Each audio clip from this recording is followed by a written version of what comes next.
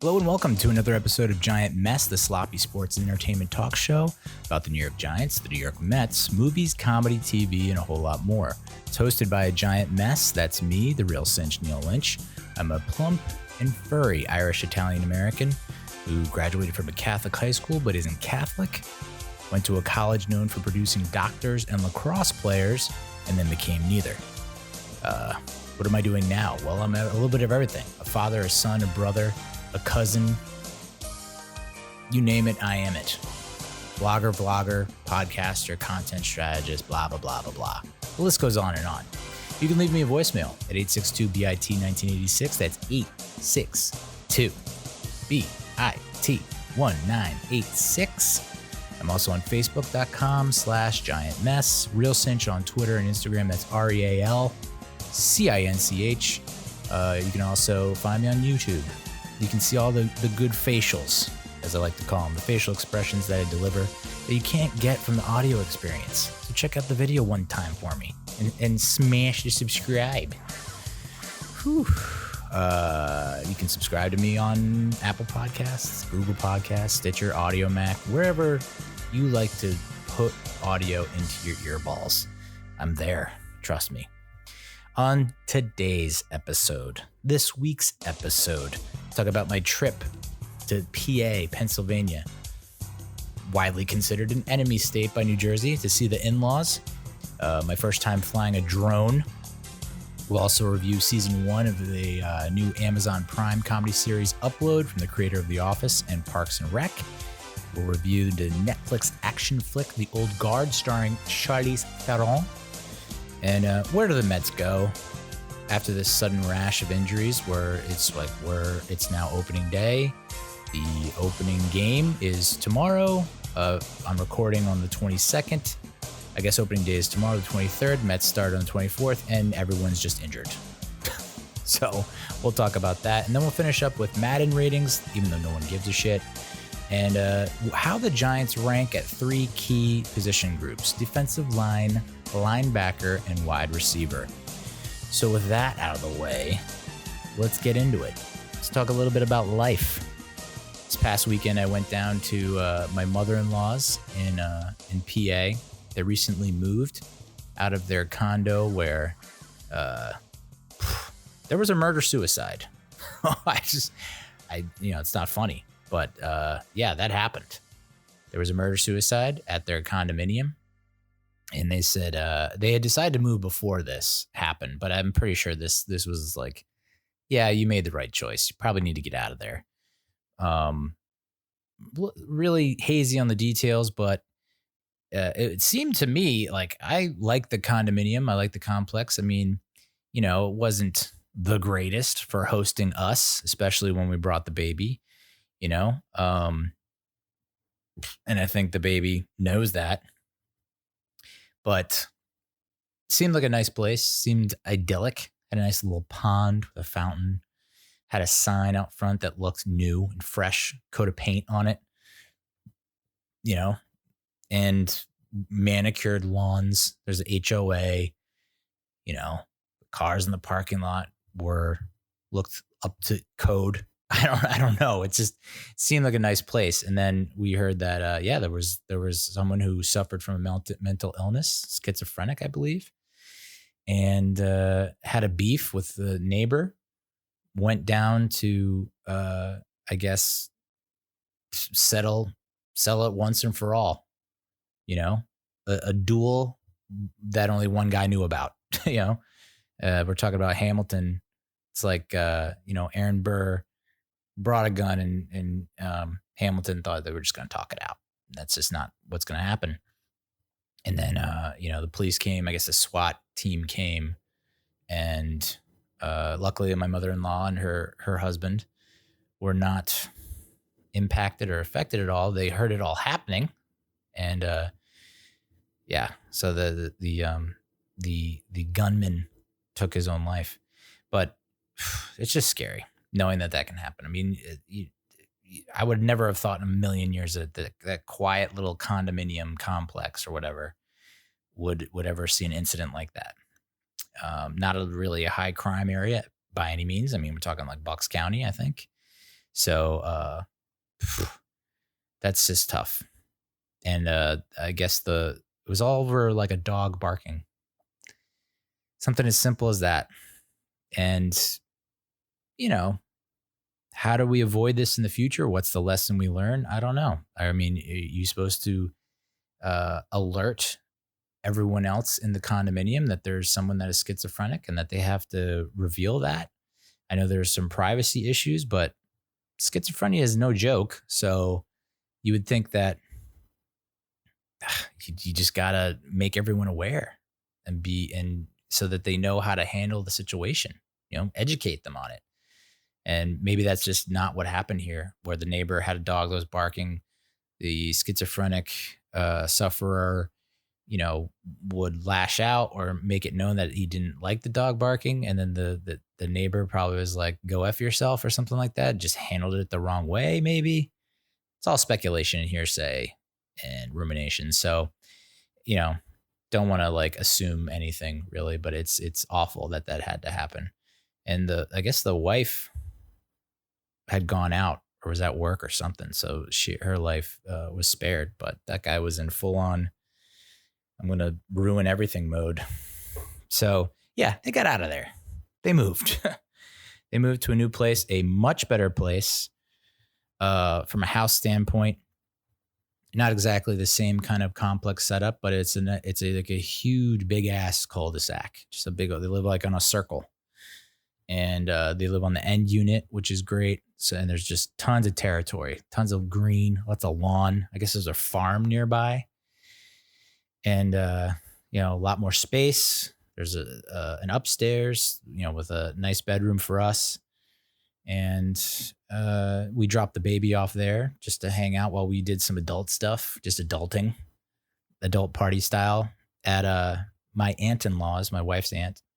But my mother-in-law's place has I learned about cicada killers, and they are no joke. Of course, we were introduced to murder hornets recently, and now we have cicada killers.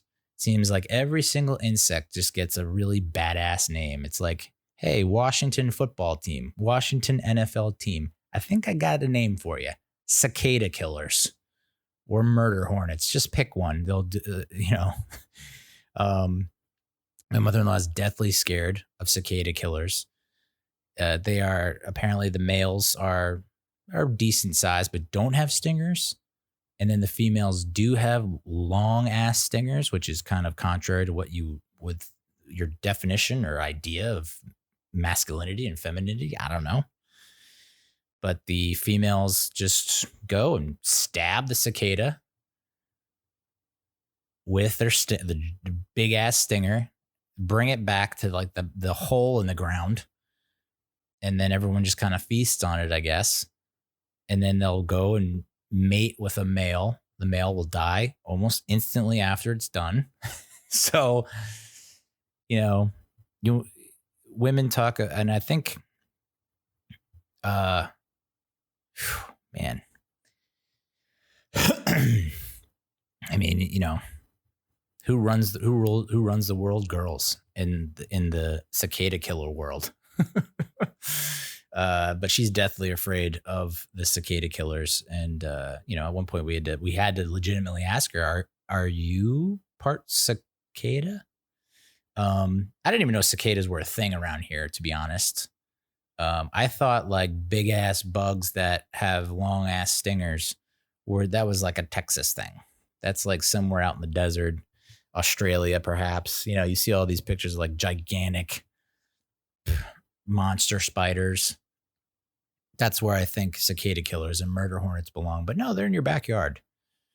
And so, we just set up the sprinkler, and Bree, our daughter, would just play in the sprinkler as they're just like, cicada killers swarming about. But apparently they don't like water, so they like dry ground. So we just kept the sprinkler on and I guess flooded them. I don't know. A lot of death to start the show. My B. But no, it was fun to just the few hours that we were not without her. We were without her for like 3 hours, possibly max. And it was a little bit of heaven. I'm not going to lie. There's that Louis C. kid about taking a little mini vacation when he closes the door and walks from the passenger side of his car to the driver's side of the car and just cherishes it. Yes, Louis C.K., perv, creep, get it. But that bit is funny because I can relate now. The 3 hours that I spent without my daughter, or me and my wife spent without our daughter, it was pure bliss. It was especially when you go to a pool party. I mean, you don't have to keep your eyes on the prize at the whole time. You can just enjoy yourself, engage in conversation, not be distracted. It felt good. But my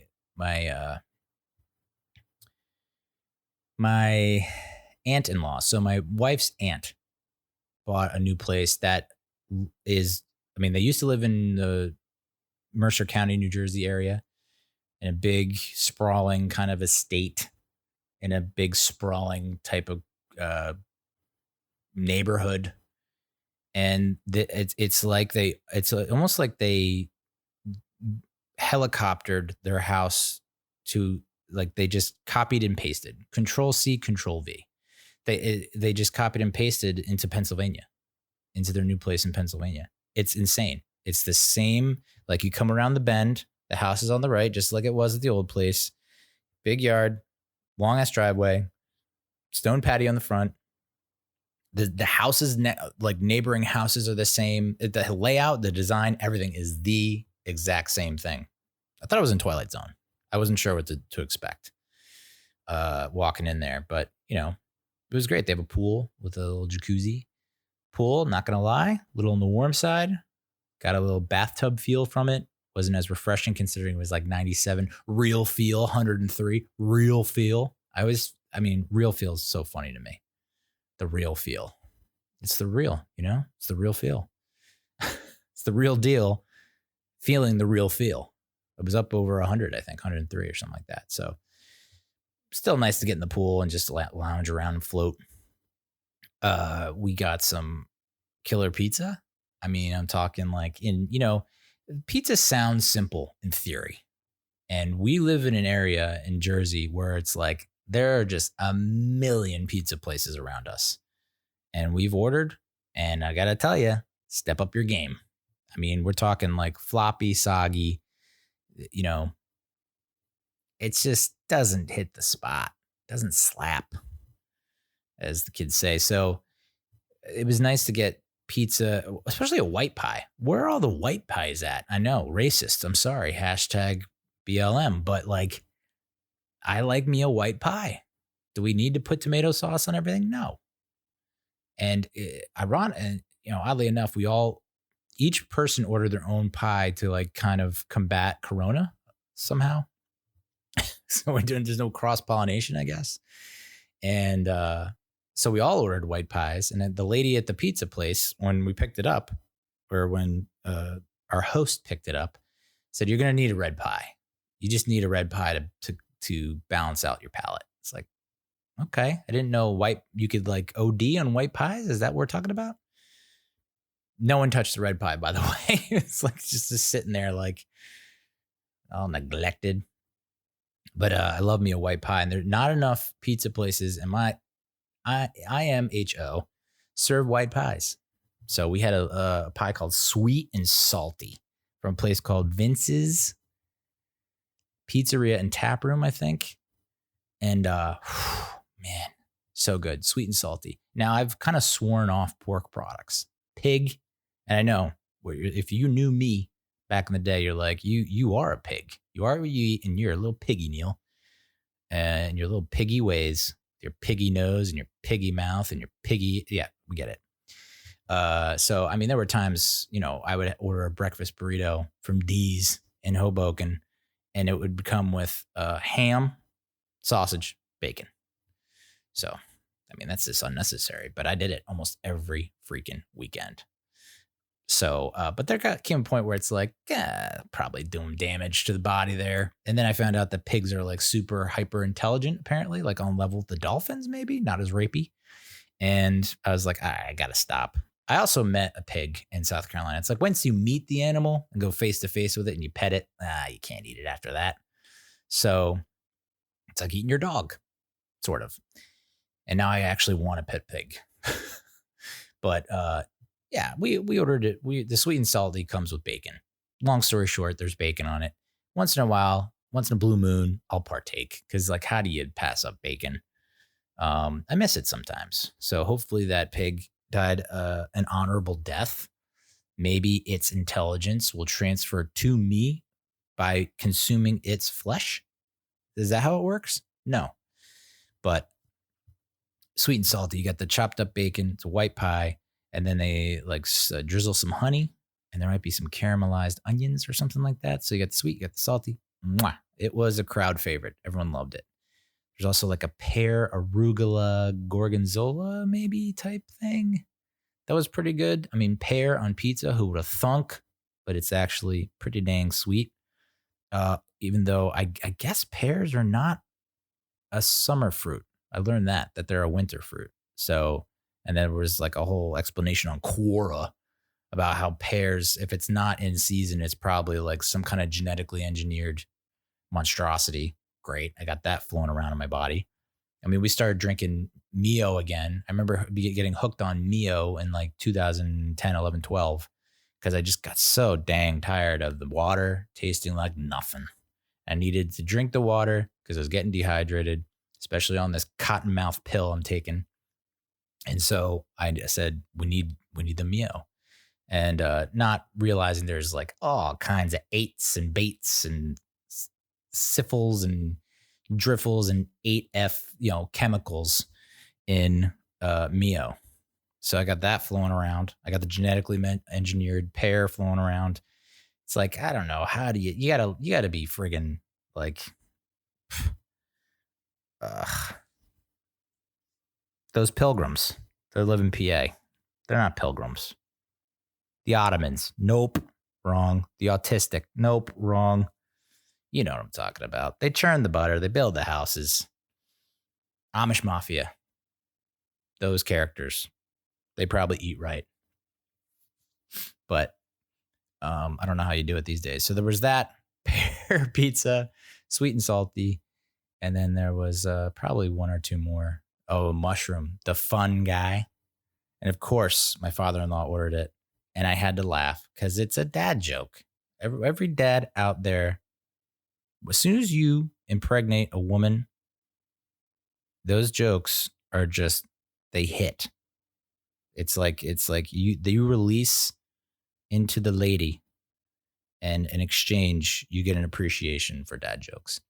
So when he's like, I'll have the fun guy, and he like does the little head bob with the shoulders, and it's like, yeah, I know, I'm right there with you, man. Fun guy, yeah, fun guy for the fun guy. And it's a mushroom pizza, obviously, but that was good too. Those mushrooms on a pizza, so good, so simple but so good. But the highlight of the evening probably was that I got to fly a drone. My father-in-law got a drone. Fun fact, I didn't know, you have to register your drone with the FAA. I don't know if that's entirely accurate or true, but he did. He has the sticker on the drone to prove it. And he took it for a spin and showed it off during some downtime. There's a camera attached, so we got to see, we got to spy on the neighbors a little bit, see what's going on over there.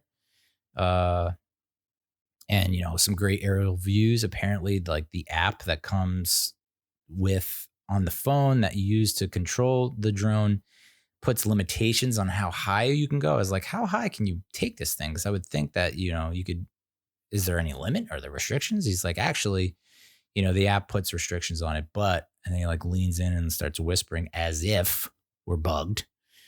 And it's like, you can hack into it and take it off. You can really let this sucker fly. I was like, all right, cool. Let's do it. But of course, when it came to my time to fly, it's like towards the end of the night.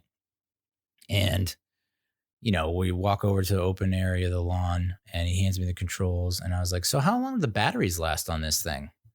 He's like, 10, 15 minutes. And so as soon as I get it up in the air and I'm like playing around with it, like a minute into it, it's like battery low, battery low, battery low. And so he starts to freak out because he's like, all right, you just gotta move it away from the pool, move away from the pool. You gotta find an open spot. I'm just like calmly trying to move it over to the area where I can land it. And all of a sudden it gets like, he like takes it from and it gets stuck above the pool. And apparently when the battery runs out on the drone, it just, wherever it is, it stops moving, any other direction. It just freezes and then it automatically slowly lands directly down. And it was right over the pool when it decided that it was shutting down. And my father-in-law was freaking out. He like walked on the rim of the jacuzzi and he's like yelling at his nephew, who's in the pool with his girlfriend that we just met, who's, in college. And he's like, Bryson, you move over. You got to catch the drone if it falls. Catch the drone if it falls. Move the pool float over so it can land on the pool float. I'm like, oh my God. This night just got real fun. So that was my first time flying a drone. Pretty cool. I would love to get one, but I was asking him, I was like, where the hell can you really fly this?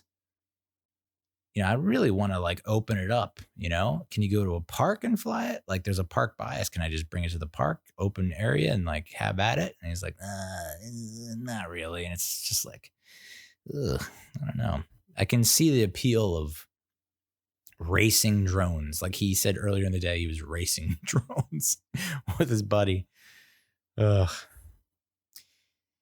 So that was a fun day with the in-laws. Everyone's trying to socially distance, and it's funny because you get a little alcohol in your system. And now I completely understand why states are ordering bars to shut down and like not sell alcohol, because like you get a few cockies in you, some lube in your system, and you're coming closer and closer. Like my wife's grandfather, it's like he did not get the 6-foot rule at all. He just doesn't, I found him slowly like inching his way towards me and me just like slowly moving back. It's just like, Fred, you got to keep your distance, dude. I love you, but this is not how you should go out by having a conversation about second market sporting goods. Yeah.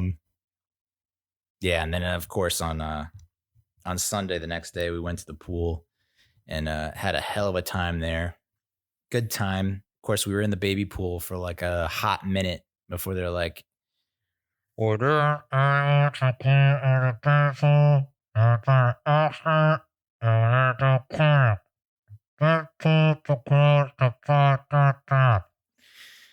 So that's exactly how it sounded. And apparently through a translator, we were able to find out that the baby pool had to be closed because someone had an accident. And immediately every parent thinks their kid is the one that had the accident.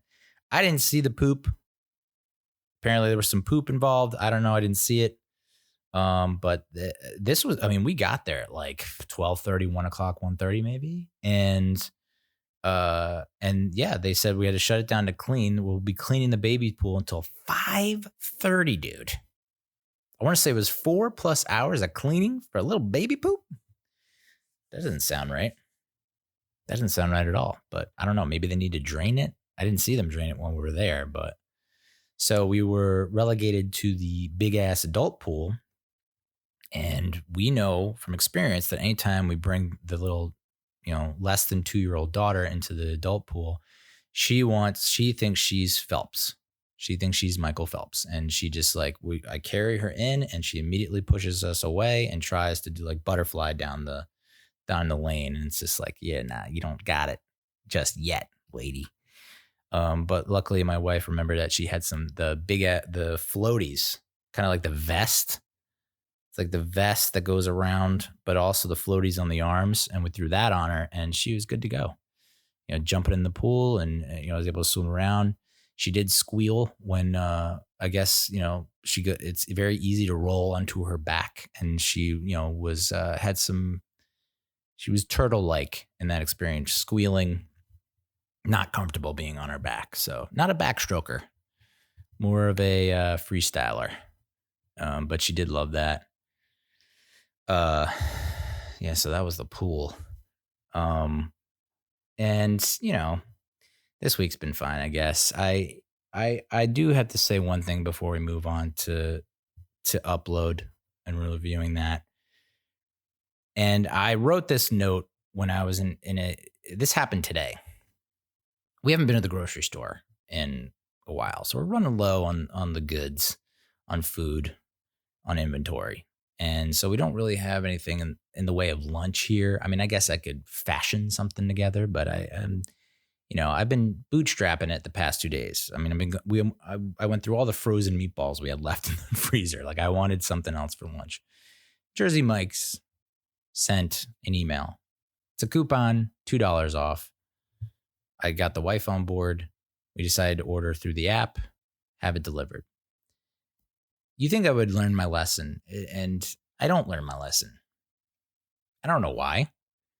I'm often stubborn and prideful, riddled with pride. And, I like to think, well, we're ordering from a different Jersey Mike's than we did in Wayne.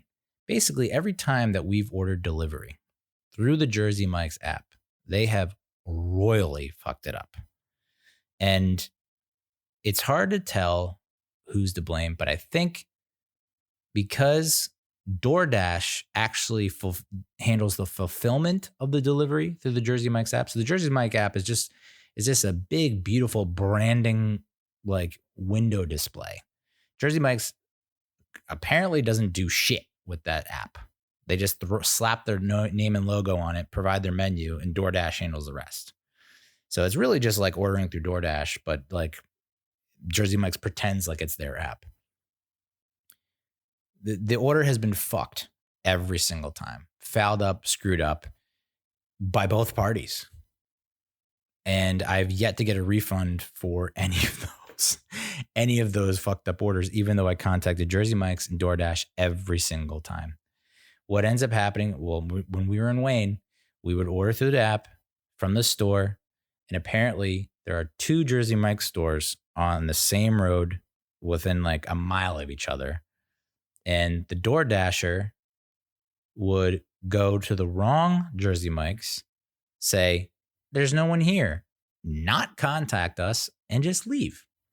Then another DoorDasher would pick up, go to the wrong store, see that there's nothing there, it's closed, whatever, not contact us, and leave. And then a third DoorDasher finally goes, and I contact him. I'm like, what's going on here, dude? What's taking so long? There's no way it takes an hour and a half for them to make a sandwich. And the guy's like, oh, yeah, I think I don't know. They like sent me to the wrong store or whatever. And I don't know which store to go to. And I give him the address. And he's like, all right, I'll go to that one. Never hear from that guy again. So at that point, we just decided, all right, well, we're never getting our food. And I guess we're never getting our refund. We'll just eat something else. 4 hours later, 3 hours later, some random dude that I never talked to shows up. It's a DoorDasher, and he has our order. And I'm thinking to myself, I got to give this guy money. I mean, he went out of his way to finally get our food. Give him like a 20 because I'm like, you've been through some sort of ordeal. You'd had to because we're going on like 4 hours of this order. And I'm like, all right, well, maybe we'll save it for tomorrow's lunch or whatever. Open up the bag, open up the order. Completely wrong. They just fouled it up. And it's always the same thing, too. I order a giant turkey and provolone, scoop the bread on wheat, scoop the bread. Lettuce, onions, mayo, pickles, oil, vinegar, oregano, black pepper. Not a hard order, in my opinion. But they always screw mine up. They don't screw up my wife's, but they always screw up mine.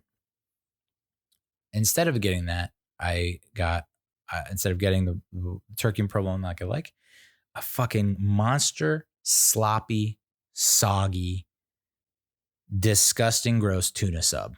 Full giant tuna sub. What it's like, but it's tuna salad, and you're going to put more mayo on it and oil and vinegar. Gross. I contacted Jersey Mike's and I was like, how was your experience? And I go, frowny face. I picked that one, explain what happened, never hear back from them. Contact DoorDash. And I'm like, hey, what's the deal here? Blah, blah. And they're like, yeah, I can't help you. Fast forward to today. Same order we always do, but different store. So you figure different outcome, right? Yeah, wrong. It comes way before I expected. So the delivery was nice and quick. I think, all right, well, we got over that hurdle, that hill. At least there's not another Jersey Mike's in the area that they can get confused with. It's just this one. The guy went, picked it up, got here, record time. They beat their estimate by like 20 minutes. And I'm like, wow, food's here. This is awesome. I pull out my wife's sub, Italian, nice. Pull out my sub, open it up, can't wait to dig in to my turkey and provolone, and it is tuna. Too much tuna, as Nick Kroll and John Mulaney would say on the Kroll Show. Oh, hello. Too much tuna, entirely too much tuna. So I call Jersey Mike's. I say, hey, I placed an order through your app. It came, the wrong sub. Can I get the right sub? They're like, you're going to have to come in and pick it up. And I said, about that. I placed an order for delivery because I have calls from 1 p.m. to 4 p.m. for the next 3 hours. So I can't come and pick it up. They're like, well, sorry, we can't give you a refund because it's through a third party. It's through DoorDash. And I was like, but you guys, they're going to give me the refund when you screwed up the order. Like, you guys made the wrong sub. And they're like, sorry, we can't do anything about it. I was just like, I feel like you can. So hang up there, call customer support for DoorDash. And I understand. No one gives a fuck, Neal. Why are we listening to this long ass story about your unlucky fortunes, your misfortunes with Jersey Mike's and DoorDash? I'm telling you why I've come to the decision I've made. Okay. And and it's actually going to show you personal growth from me, how I've grown and matured. Believe it or not. Call DoorDash, customer support guy picks up, obviously an Indian fella. And he says, let me get your name, let me get your order, blah, blah, blah. And I was like, okay, here's my address. He cannot for the life of him get my address correctly, even though I repeated it a million times or repeated my name a million times. He can't compute, does not compute 404 error. And so finally he's like, you know what?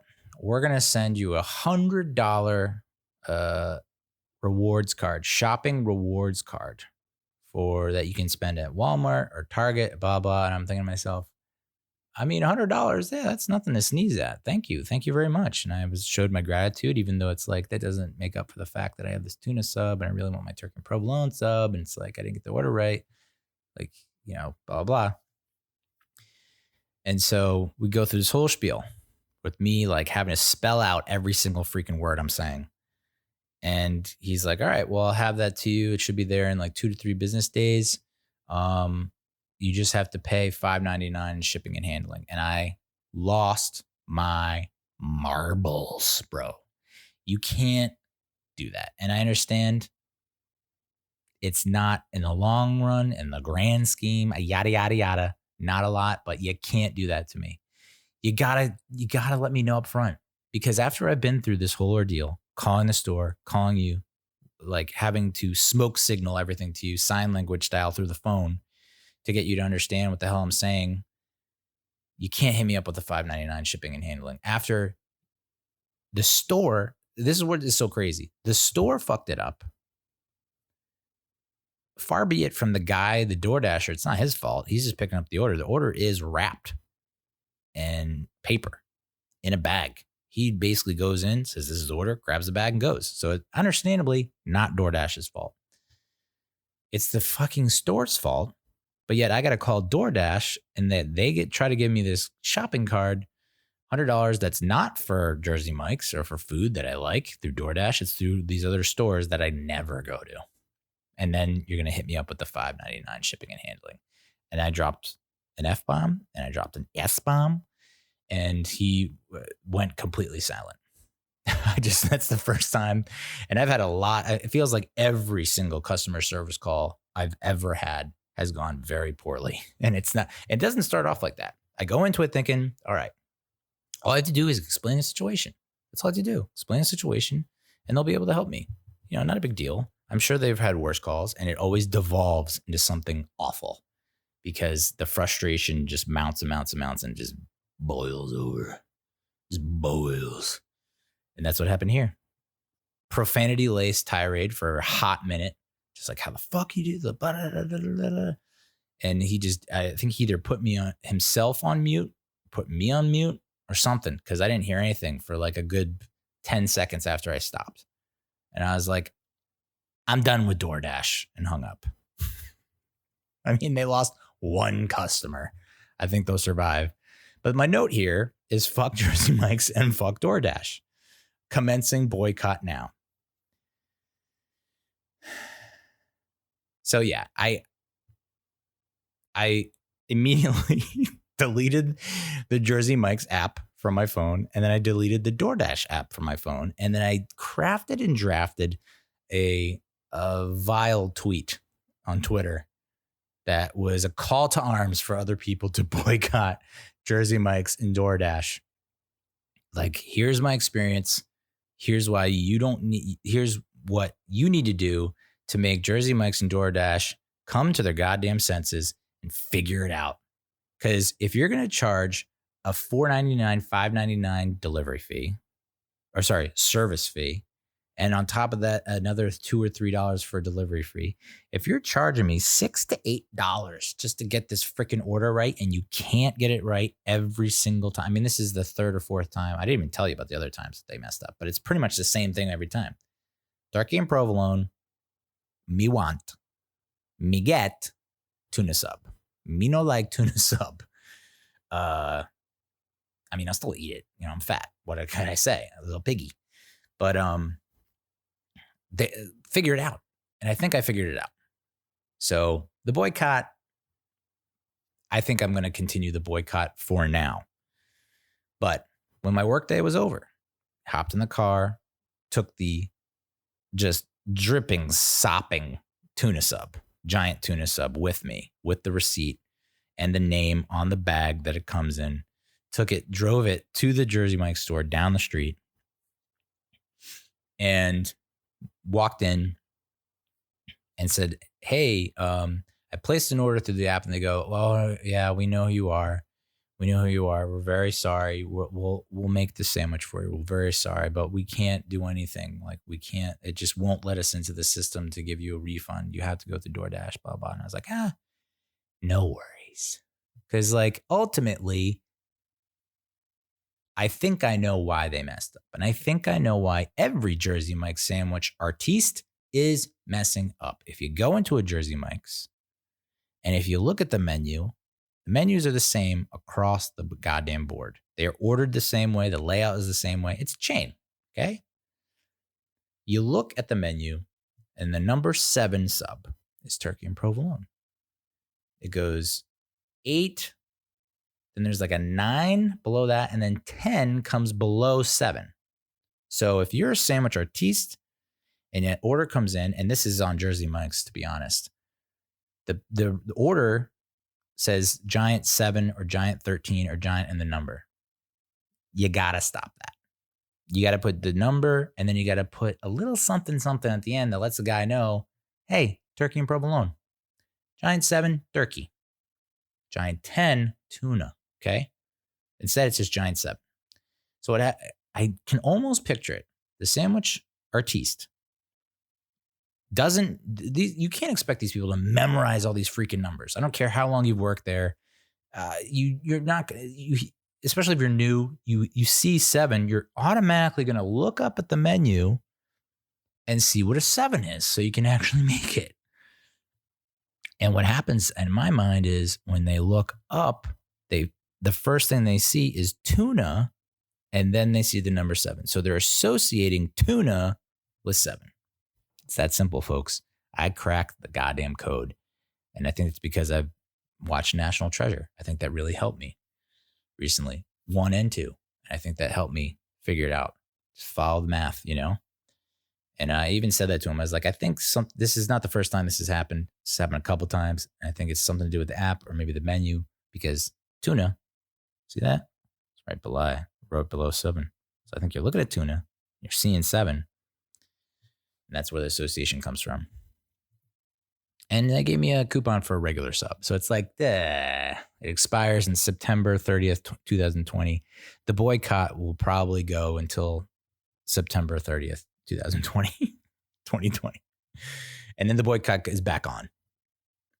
But it probably comes with, I didn't even read the fine print. You probably have to order friggin' soda and chips and all this other garbage to get the free regular sub. But I mean, honestly, if I'm paying over $10 for this order to come correctly and on time, let's make it happen, people. Let's just make it happen. So my advice to Jersey Mike's, just do away with DoorDash. Hire someone smart to figure out your app to get that on the right path. And to DoorDash, I mean, I've cursed them out and said I would never order from them ever again so many times. I think this is the final nail in the coffin. Rant over. So that's, if you are a friend, I'm guilt trip you right now. If you're really a friend, if you're a follower, if you're a fan, you got to boycott Jersey Mike's and DoorDash for me until they get their act in order. We storm the streets, hand in hand, arm in arm, masks on, and possibly battle the National Guard and troops in camouflage. And yeah, they'll probably crack us on the skull with a nightstick or hit us with tear gas for being peaceful and protesting, but it's worth it until Jersey Mike's and DoorDash get their shit together. And one thing before we get to upload, Twitter launched this month in 2006. It's 14 years ago. In 14 years, so I joined in, 2009, I think. I was working at Playboy. And man, I've sent a lot of tweets, over 10,000, I think. And my follower count has not gone up at all. It is actually impressive that someone who is active on the platform, I visit it multiple times a day, liking, retweeting, commenting, posting, that someone that active, but I guess I'm not active. Like, you literally have to be on it all day and doing shit all day long, not just pop in here and there 2 or 3 times a day. I've seen that you need to tweet 15 times a day to get engagement. Who the fuck has that kind of time? I feel like I spend too much time on Twitter already, and I haven't grown at all. I've been stuck under 2,000 followers, between 1,000 and 2,000 for so many goddamn years now. It's unreal. And then you see other people tweet and you're like, I've had that thought and I didn't tweet it because I thought that's such a basic tweet. So simple. Everyone has that thought. Probably everyone's tweeted it. And yet you see 230,000 likes, 10,000 retweets. What the actual fuck? And then you get hired by Barstool, which will never happen. So, I also like how Barstool they hired a 19-year-old little Sasquatch who I guess he's I don't know if he's blown up on Twitter or if it's Snapchat or TikTok, but they just hired another girl who's 21 who blew up on TikTok, had 300 some odd thousand followers on TikTok, and so they scooped her up. And now she's got a podcast and is just making the rounds, and it's just oh, okay. Cool. So interesting to see. Anyway, that's life. What are you going to do? Let's talk TV. Let's talk about Upload. All right. This is the new comedy series from Amazon Prime. Each episode is around 30 minutes. Comedy, mystery, sci-fi. 10 episodes. Here's a synopsis from IMDb. A man is able to choose his own afterlife after his untimely death by having his consciousness uploaded into a virtual world. As he gets used to his new life and befriends his angel, his, in parentheses, they put real world handler, questions about his death arise. It premiered on May 1st, and it has already been renewed for a second season, I think a week later after it premiered. It was, as I mentioned in the intro, it's created by Greg Daniels, who created co-created The Office and Parks and Recreation, King of the Hill, which I did not know. I thought that was strictly a Mike Judge joint. And he also created Space Force, which we have not got on that train yet. We have not got on that space shuttle yet. And I feel like we might have to give it a try, even though the reviews have been iffy. By the way, I'm drinking. For those who strictly tune in to hear what I'm drinking, all none of you. Whew. Apparently, our soda stream is down, so I had to do what I bootstrap. That's what I do. If you've listened, if you've watched, I bootstrap. I use what's available to me. Have you ever seen Onward, the new Pixar Disney flick with Chris Pratt and the new Spider-Man, Tom Holland, I think his name is?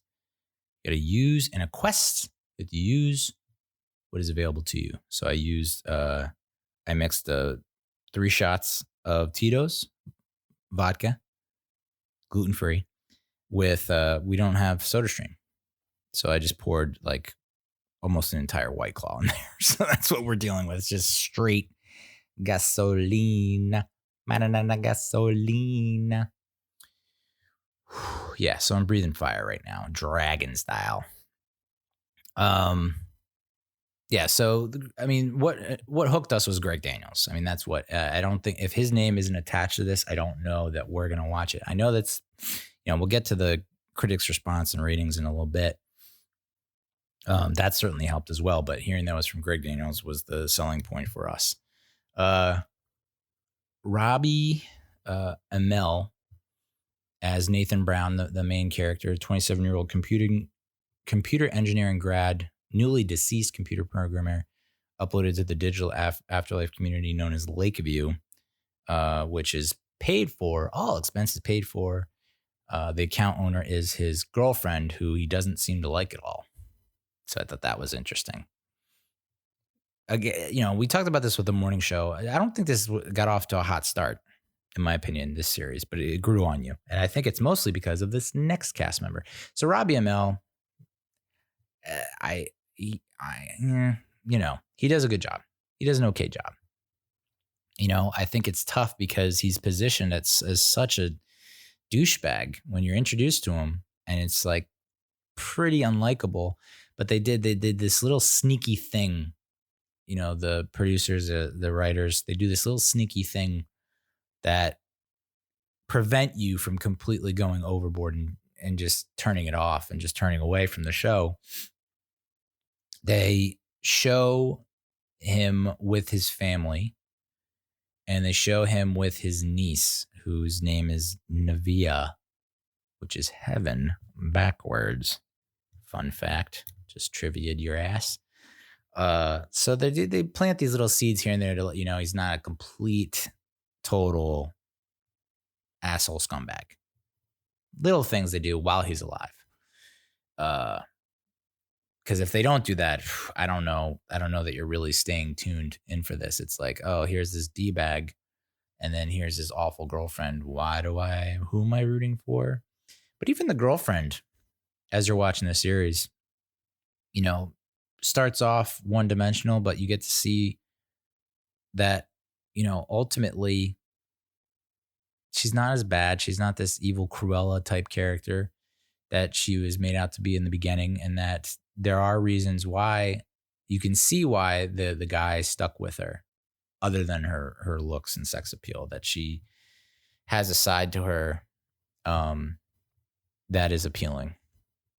But this next character is the one that is probably the main driver for why you keep tuning in from an emotional standpoint, not necessarily a comical standpoint. And I'm going to butcher this, but Andy Allo plays Nora Antony, a living woman who is Nathan's real world handler / angel in his afterlife. She's like amazing, just has a lot of charm and charisma. The chemistry between them is pretty decent. It's pretty good. But, like I said, for the first few episodes, you're like, what? Why is this woman investing in this dude so much? And you wonder And they address this towards the end of the series, which I'll address in a little bit. So I don't want to give it away. I'll just go through the rest of the cast. Okay.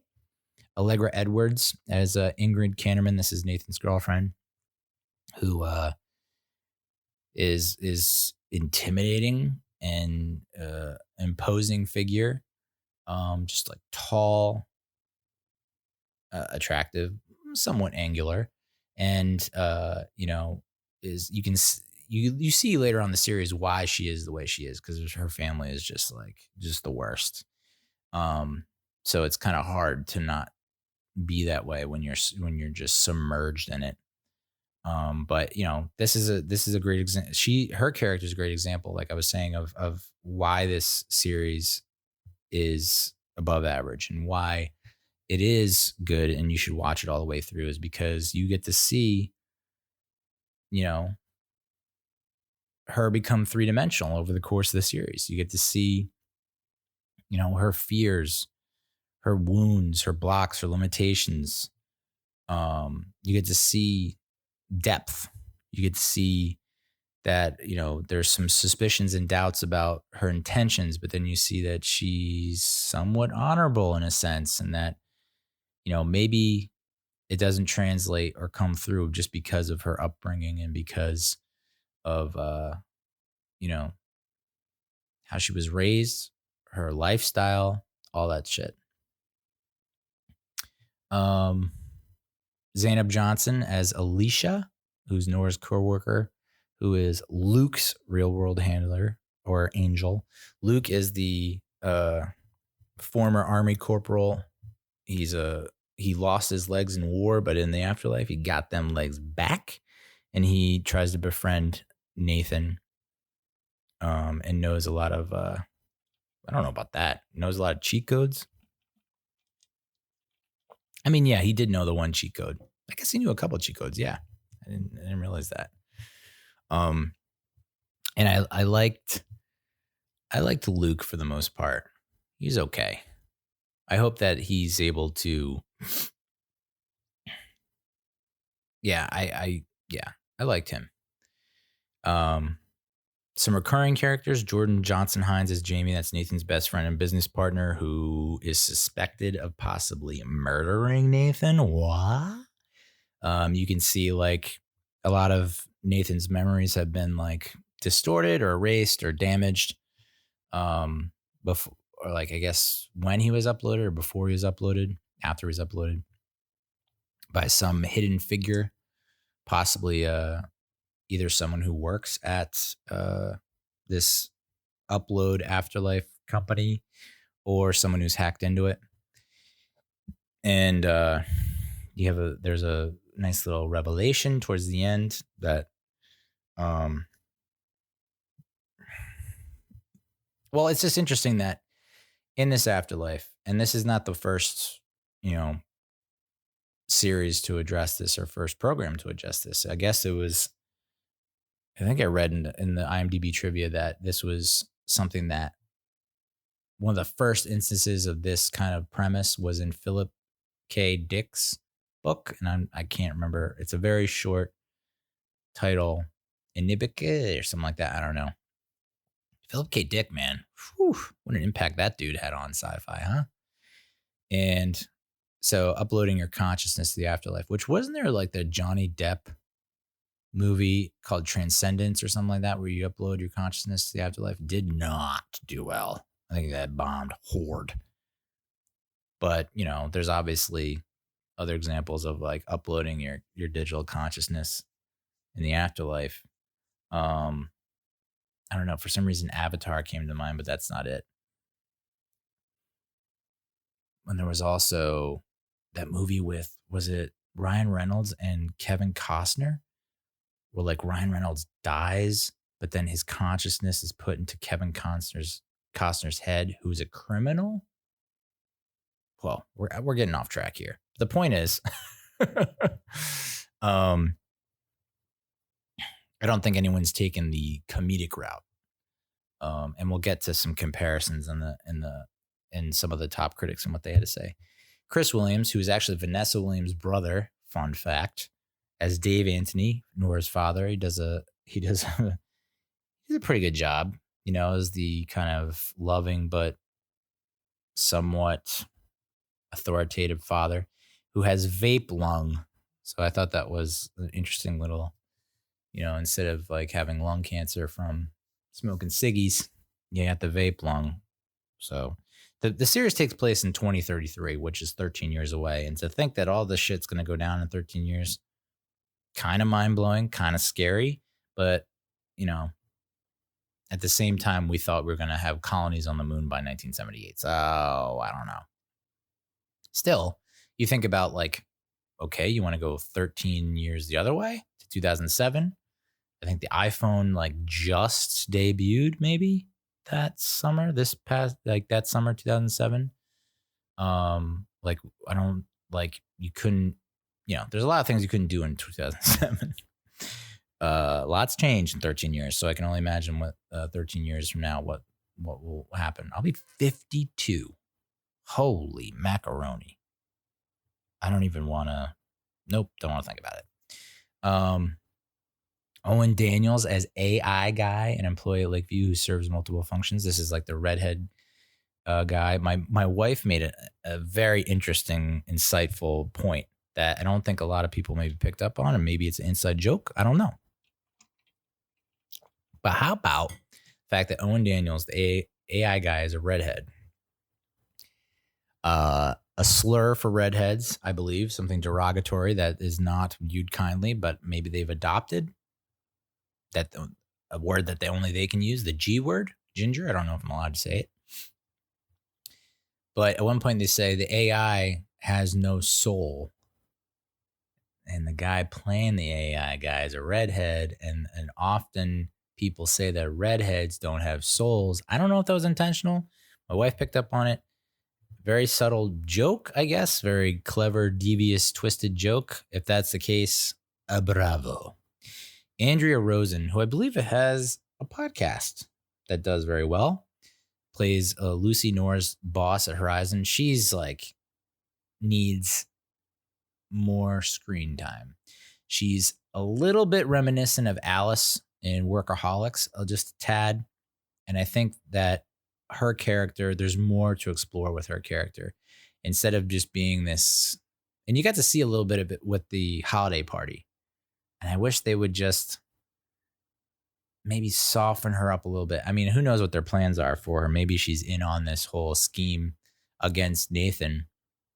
But damn, it would be nice if they could just she's got the comedic potential, but I don't want her to be this just, one-dimensional type character that's just coming down constantly on Nora. Like we need to see more sides of her in order for her to be a more memorable character, because the person playing her is nailing it. I think, that character could have been so widely detested. I mean, she's not likable at this point, but you could see little hints that here and there, like when she's trying to serve her pigs in a blanket at the office party and no one's taking it. She's probably hurt by that. And it's just like, just humanize her just a little bit. But I think that she has the potential to be a really good character. Josh Bandai is Ivan, Nora's coworker. I believe that's the dude that's like constantly hitting on her. Is that the heavyset dude? He's like the other angel that like looks all nice and polished in the suit. Is that the dude? I think that's the guy. But then like in real life, he's kind of a little slovenly and unkempt. I don't know what's going on there. He's just constantly like hitting on her. And there was this kind of incel friend zone gone wrong type vibe I got. And I don't know if it's just because of the climate we're in. I can't believe I used the word climate. But that's the sense I got from that dude. That something bad might be coming down the road with him and Nora. I don't know. Get out of my brain. Hoping that doesn't happen. But it's just kind of, I think it's supposed to be positioned as funny, but it's also positioned as like, ugh, Christine Coe as Mandy, Nora's roommate. You don't get to see a whole lot of her. Jessica Tuck is Viv, Nathan's mother, who just looks like she's permanently aghast and surprised. She just looks like she's shocked all the time. Which I also said about my wife's grandmother, who our daughter's middle name is in honor of her. She's still alive, but we named her middle name after the grandmother, and she's another one of those people who just always looks surprised. Just like, what? Yeah, well, yeah. Oh, well, oh. It's like, Faith, come on. I'm just telling you about how we're going in the pool. It's like not a big deal. But she's hilarious. She's funny. I love her so much. She just kind of sneaks away and does like, I was gonna say hood rat shit, but that's not apropos. That's not appropriate. But she sneaks a couple beers here, a couple ciggies. She likes to party. William B. Davis as David Choke, who apparently is a take on David Koch, a very wealthy man who lives across the hall from Nathan, who is the one who pretty much planted it in Nathan's brain that, hey, maybe you didn't, maybe it wasn't an accident. So basically how Nathan dies, probably should get into that, huh, Neil? Only took you fucking 20 minutes. Self-driving cars are huge in LA, where Nathan lives with Ingrid. They, I guess they went to some party or something like that. They leave the party in the self-driving car. They have sex, but they each have their own self-driving car. They're like, can you sleep over tonight? He's like, I guess. And so then they pull over. So he has to pick up something, maybe some bread. I don't know, some kind of thing he has to pick up. And then she says, I'll meet you back at my place. He gets back in his self-driving car. Self-driving car goes haywire, accelerates right into the back of some car, and boom, he's dead. There's foul play.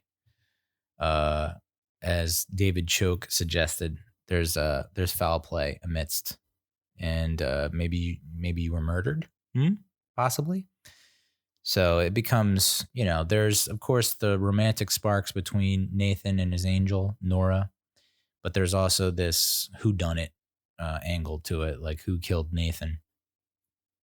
This character is the next character I'm going to talk about, Fran Booth. Elizabeth Bowen is the actress who plays Fran Booth. So close to being a show stealer, a scene stealer. She definitely stole a few scenes and was right there to steal the show, because it just felt like she reminded me of other underrated characters, like the woman in AP Bio, the older, heavyset, white-haired lady who works at the desk, kind of assistant to the principal, Patton Oswalt's character. That character, so underrated. Jimmy from the Mick, that guy, so underrated. I would place this one, was so close to being underrated, but again, didn't get a ton of screen time. She plays Nathan's awkward cousin who's investigating the car accident. She pretends to be an investigator, and it's just, she's a character. She stands out. She's unique, and just the way she handles herself, she talks, behaves. It's just all of it's really funny stuff. And they kind of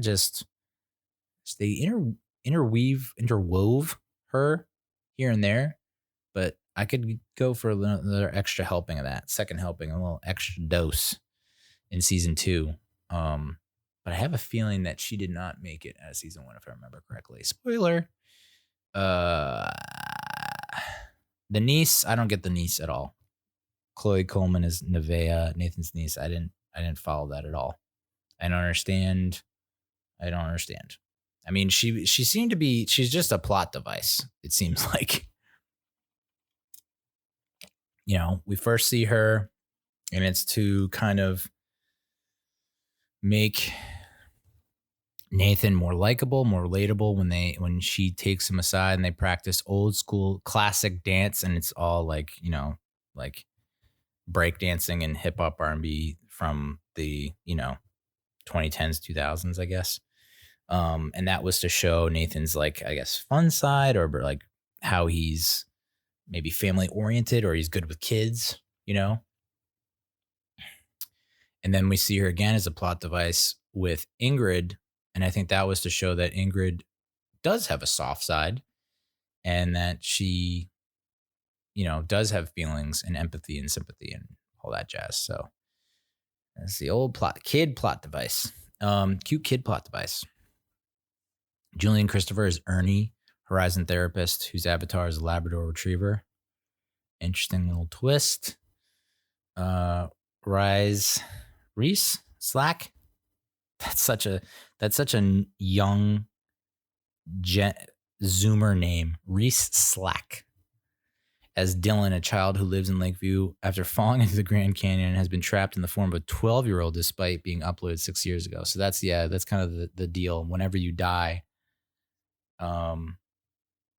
they only have they take basically all your photographs up to the point where you die, and they are able to create this digital avatar based on those photographs. So if he dies at 12, they only have photos up until 12. So even though he can mature and age, his body won't, because that's just as far as it goes, I guess. So that was an interesting that one episode was, I don't know. They get sidetracked here and there with some wacky subplots that's just like, I'm not sure what the point of this is, but there was where, the kid's like, I'm sick of being a 12-year-old. Like, I'm 18 now. I'm horny and I want some pussy. And so, the angel Nora had to go visit her father in the hospital or something like that, or was supposed to go on a date. And so Nathan was like, I'll watch Dylan for you. And of course, Luke gets involved. And then they end up going to this like very sketchy black market type thing where there's like all kinds of just underground market type stuff. And Dylan ends up getting like a tattoo that is supposed to age him, but it got it from like a Russian type hacker guy. And did not turn out well for Dylan. But I guess that showed. So it's like, even though Nathan's not afraid of kids, maybe he's not he wasn't able to prove that he was ready to have kids, maybe, is the association there. Like, trying to show that he's good with kids, but at the same time, he still has a long way to go. And that maybe he's not trustworthy for Nora. Yeah, I get it. But at the same time, it's like, kind of outlandish. Matt Ward as Byron, Nora's casual sex partner. I mentioned this on the last episode when I was talking about what the fudge was I talking about? The morning show, probably. But where she's like, do you have protection? And they break out these little like body cameras and they stick it to each other's chests. And there's like, I consent. It's like that nightly app. And then you get ratings, which that is totally going to be a thing for sure. You want to hook, like, it's just for hooking up. You almost like have to hook up and then you have to do ratings. Ugh. Very happy I'm married. I got out of the game at just the right time.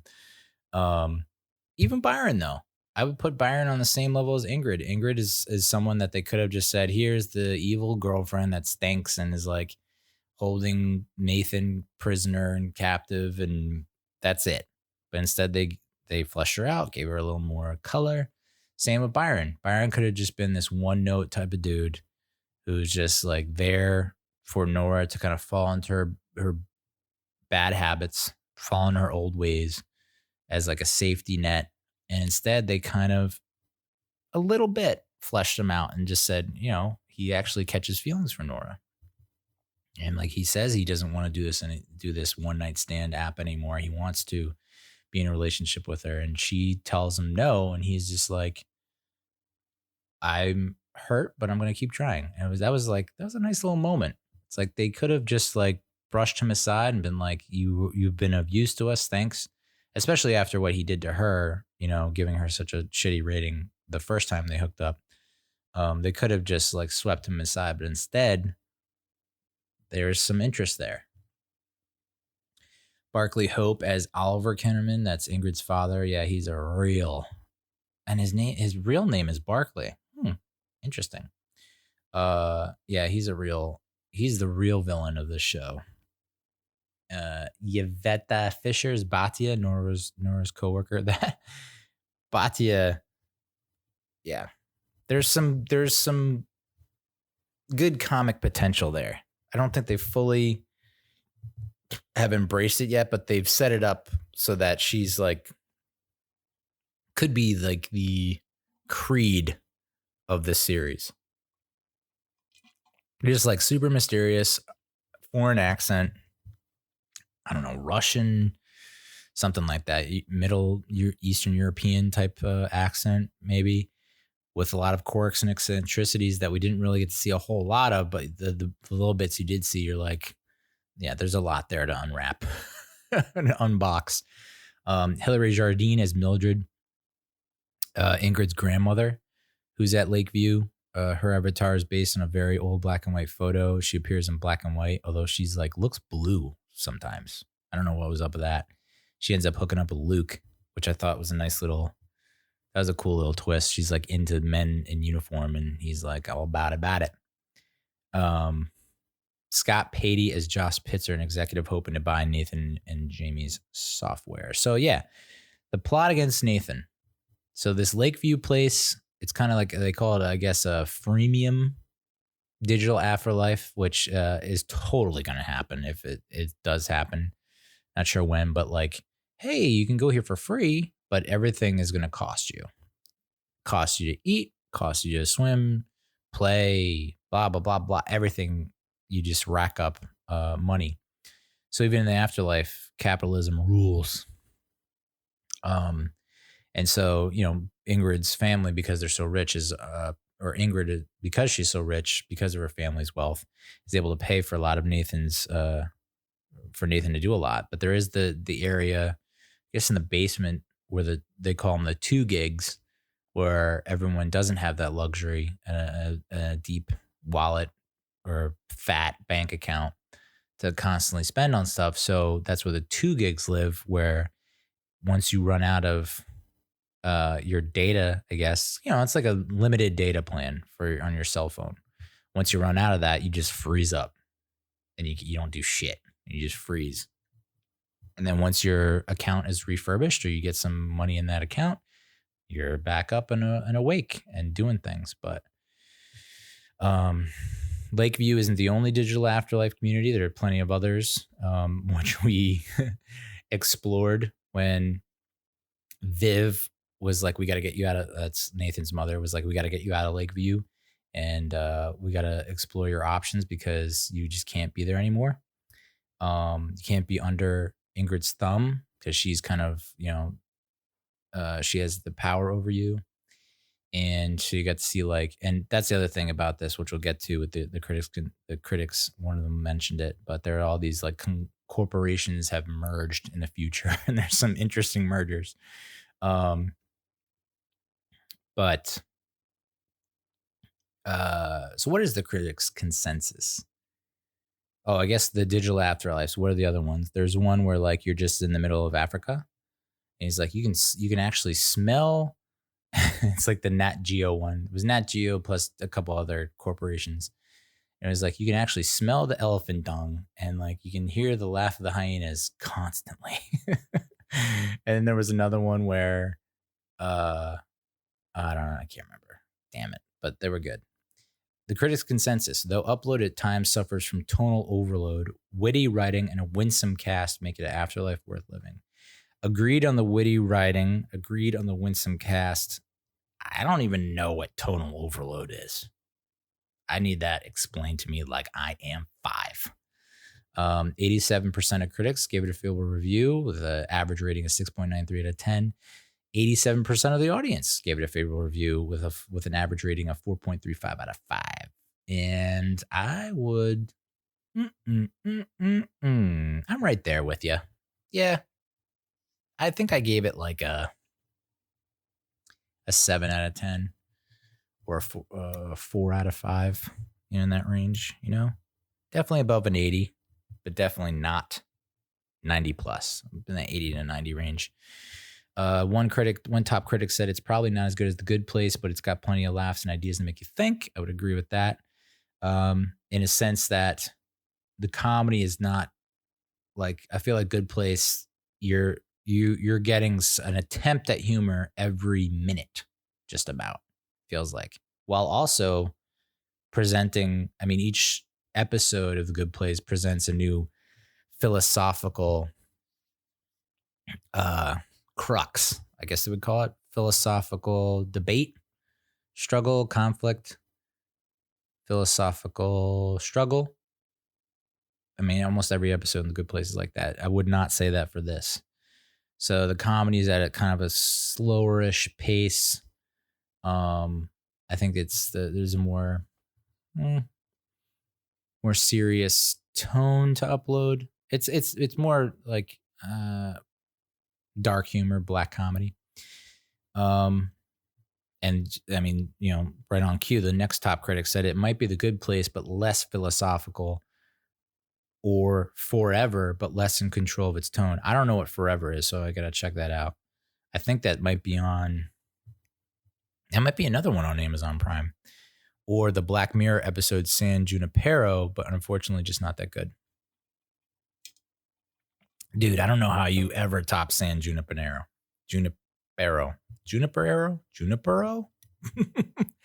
That was such a great episode of Black Mirror. And I'm seeing too much of this for this not to happen. I am immensely scared of death. And if I can upload my consciousness into the afterlife, hell motherfucking yeah. So where's the Kickstarter? Who do I donate to? Elon Musk, make it happen. Another top critic said, brilliantly imagined and rendered with a keen eye for the awfulness of gouging corporations. Yeah, and this is what I was talking about before. There was like A, T, and T. I don't know what that extra T is. There was something. You know what? I gotta look this up. Let me see.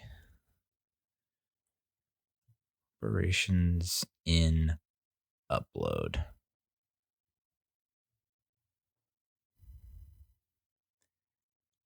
Yeah. Yeah. I think this might be it. I can't believe I can't remember them all.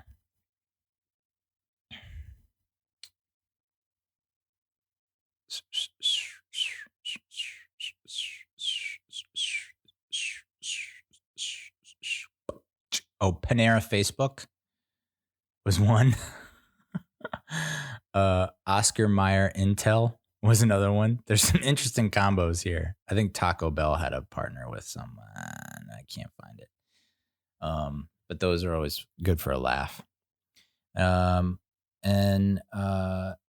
So another critic said, wickedly funny, well-executed black comedy. Whenever it threatens to get too deep and meaningful, another zinger of a gag comes along. So it is true. They do try to break it up a little bit. And that's the key to a good series. You can't just be... So is that tonal overload? I don't even know. And then, pretty much all critics were in agreement that the chemistry between Amel and Aloe, Nathan and Nora, really keeps the series afloat. So I would agree with that there. So, like I said, beginning of the series, meh. It gets good towards the middle, and then towards the end is, you have a moment where they're doing an update they're supposed to go through an update, and Nathan's like, Nora says that if you stay awake during the update while everyone else is asleep, that your memory could be adjusted and you could actually get your memories back, and then you can find out who the F probably killed you, and but at the same time you might erase all your memories of being in the afterlife, which means the whole relationship you've cultivated with Nora might go away. And so that's when we find out that he ended up doing some shiesty shit behind Jamie's back, as opposed to Jamie doing something scheming behind Nathan's back.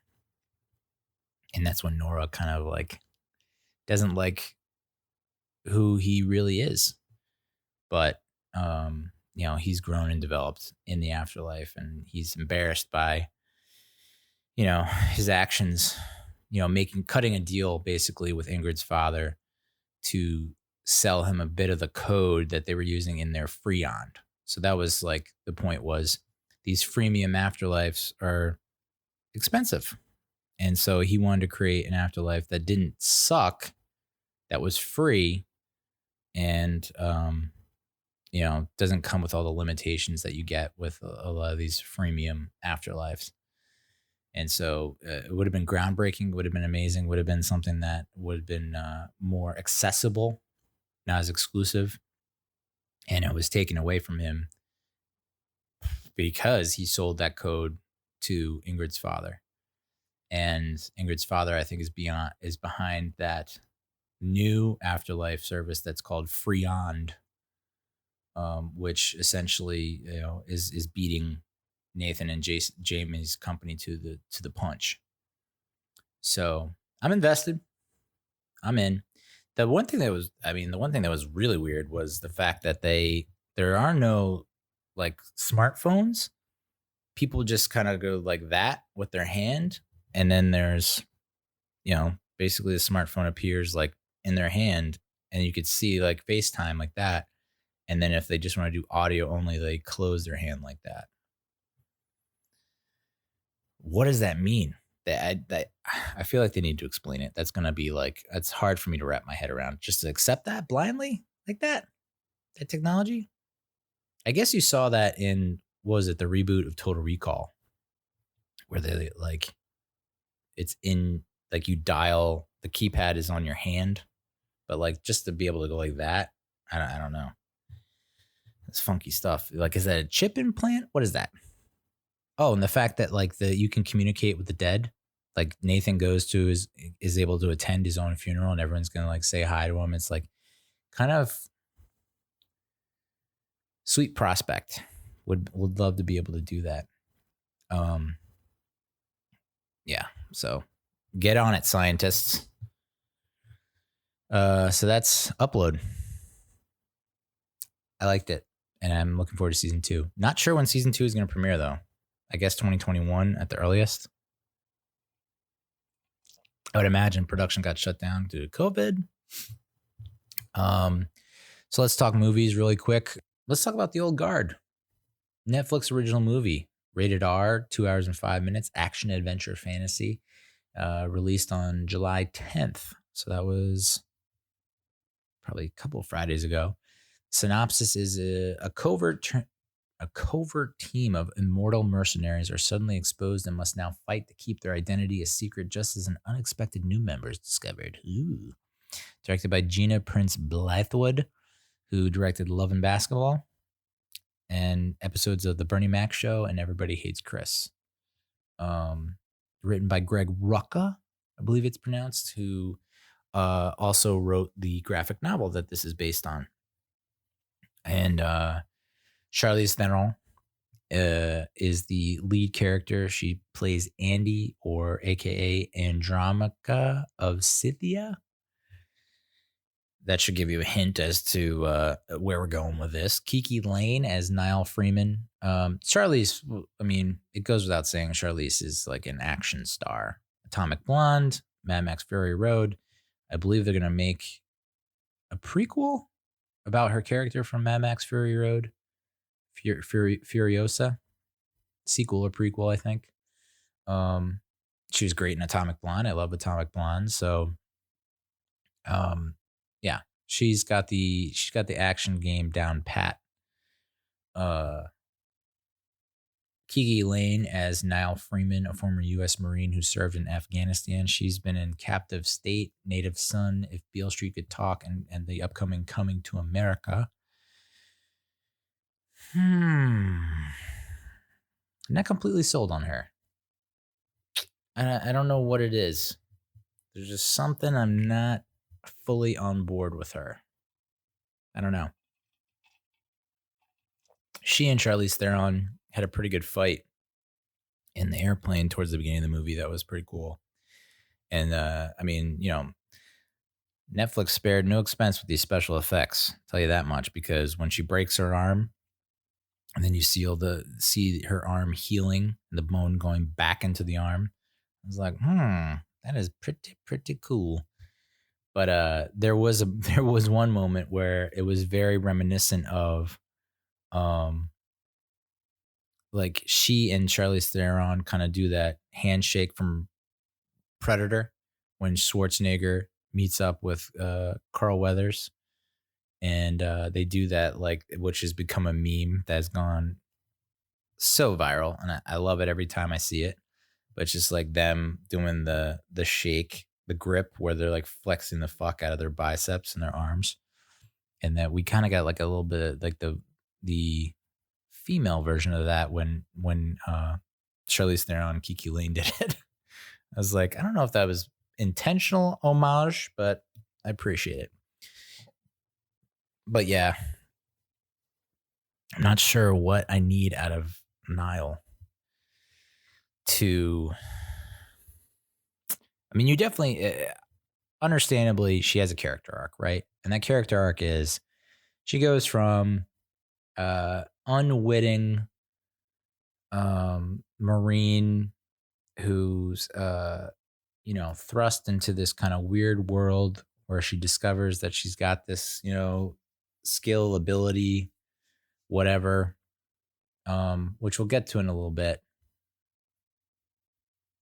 I might as well say it now. If you haven't seen the movie yet, good action sequences, great character development. We'll go over this when we review what the critics had to say, but like it's kind of put a nice little twist on the action genre in that we got to know the characters. The characters were humanized, and it kind of checked all the boxes in terms of being, I don't want to say woke, but being inclusive and all that jazz. So, but you get to see her from being not embracing her newfound ability to fully grasping it and going beast mode, you could say. Matthias Schoenaerts, I don't know how to fucking pronounce that, as Booker, or Sebastian Lalivre, a French soldier who fought under Napoleon. So that's, I just ruined it, but that's the spoiler. Oops. He was in Red Sparrow. I completely don't remember who he was in Red Sparrow.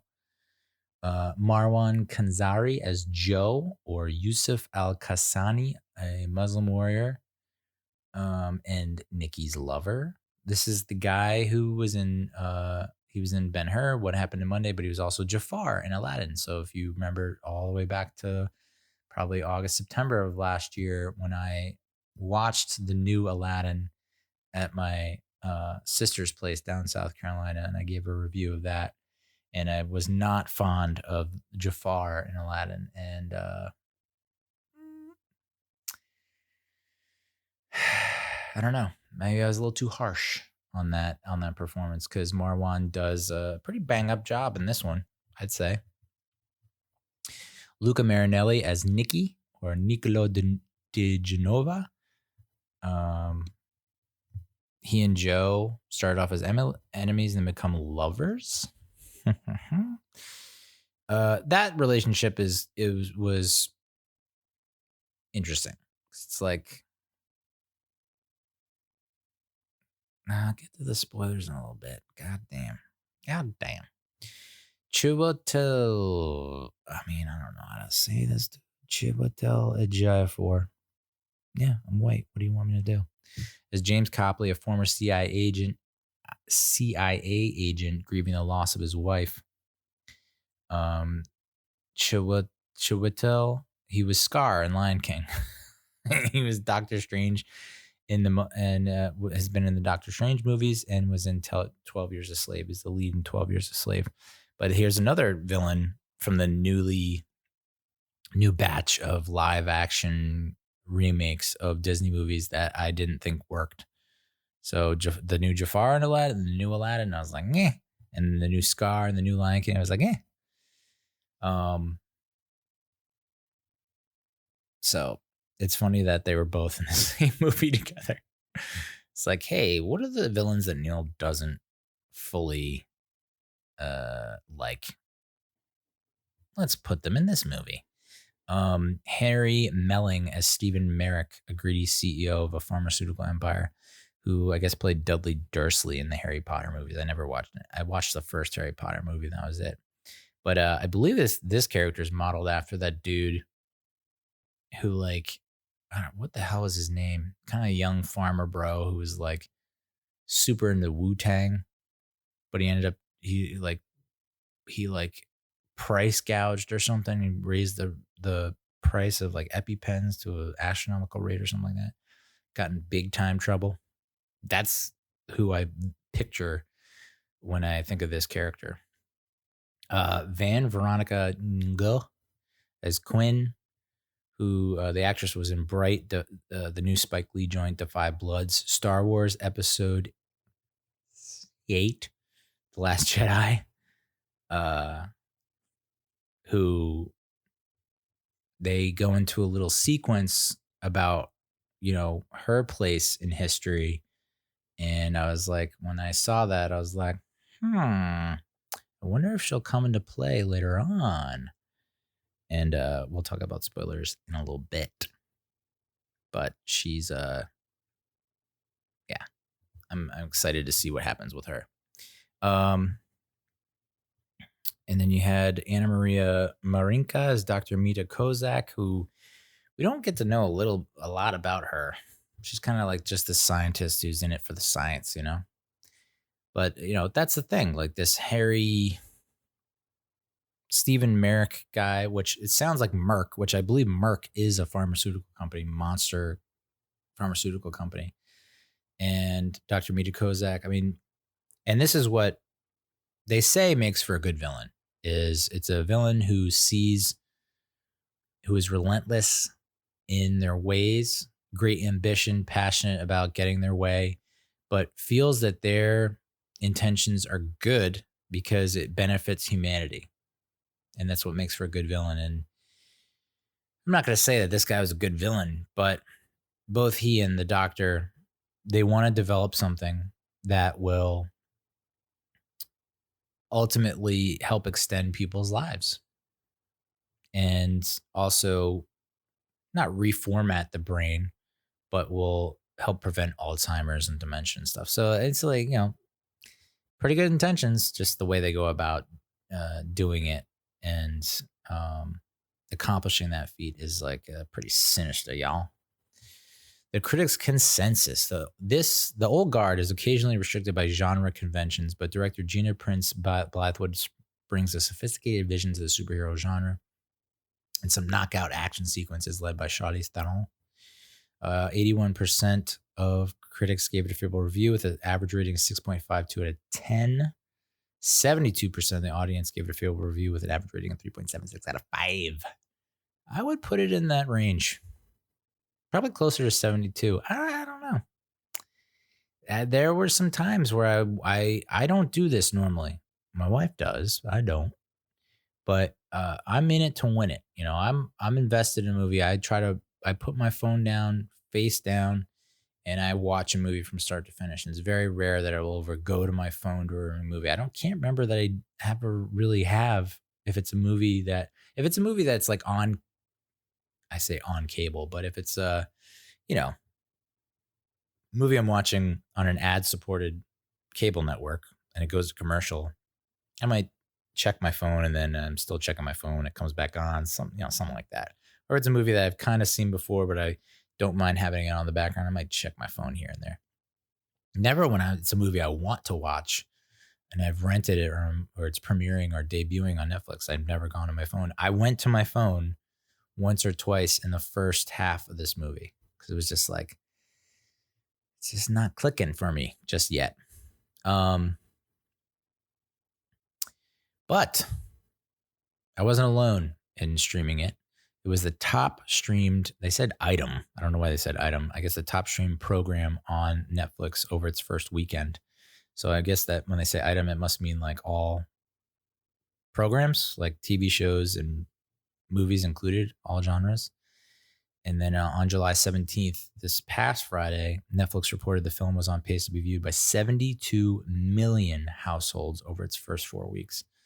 And it's among the top 10 most successful original launches in the platform's history. Oh my goodness. And Netflix also revealed it's one of the most watched original films by number of viewers in its first 4 weeks. Guess what's at number one? And I brushed over it, I glossed over it, and I didn't give a full review because I thought, it's just another action movie. How many people honestly watched it? It's probably on par with blah, blah, blah, blah. Number one, Extraction, 99 million viewers. Now, it's important to qualify this because they said that number of viewers who watched at least 2 minutes, which is increíble, considering a lot of these movies are like 2 hours plus. So as long as you watch 2 minutes of it, that counts as towards this number. So it doesn't necessarily mean, take it for what it's worth. I mean, 99 million people tuned into Extraction for at least 2 minutes. It takes 30 seconds of a YouTube video to count as a view. Apparently it only takes 2 minutes for people to count for Netflix. Number two is Bird Box at 89 million.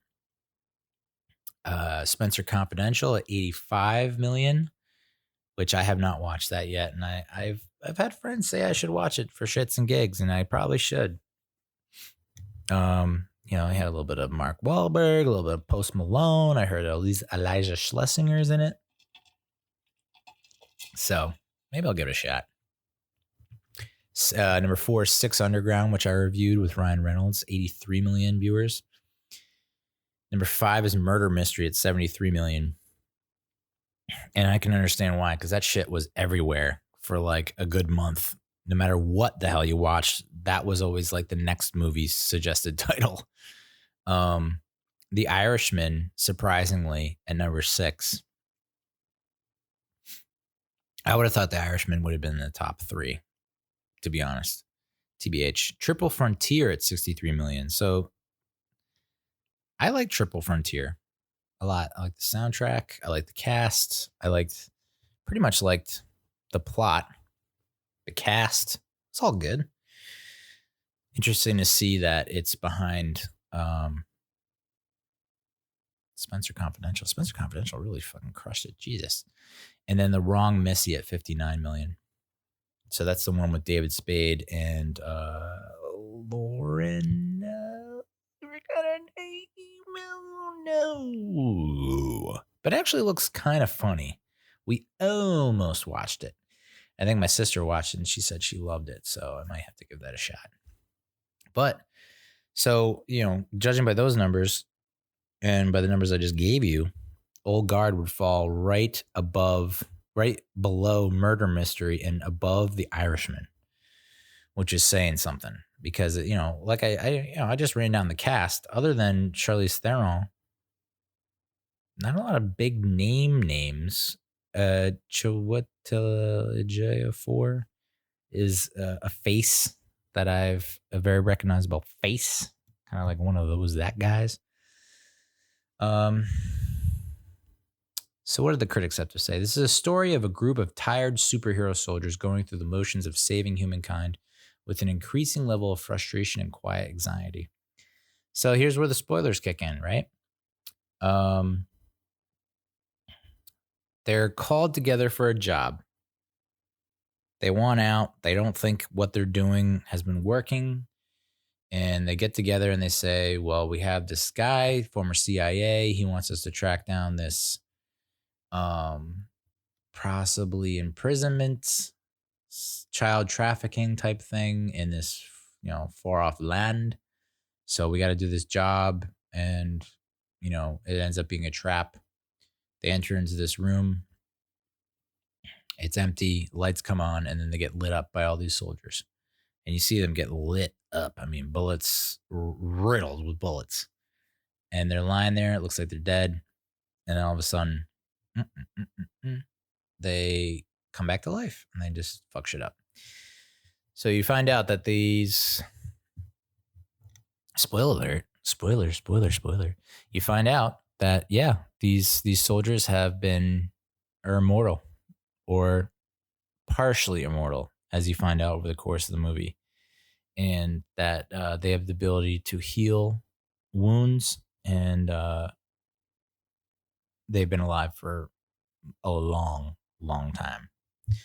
And Charlize Theron turns out to be oldest, even though we don't really find out in the movie just how old she is.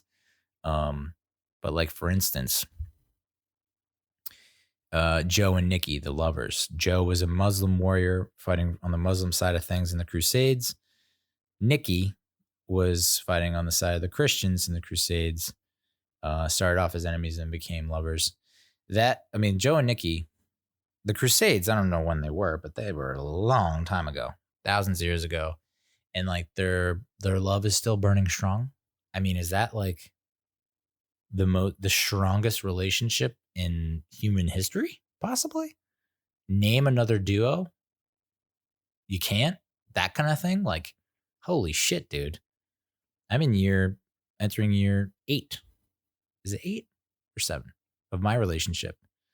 And I'm looking forward to, hopefully another 50 years. But hot damn, thousands of years?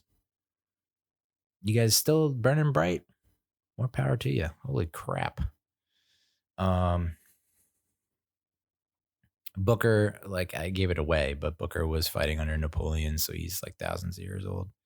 Or is he hundreds of years old? Where am I getting thousands from? Crusades would be almost, hundreds. Yeah, hundreds of years old. And of course, Booker gives that very impassioned speech. Each character kind of had their moment in the sun. You had, well,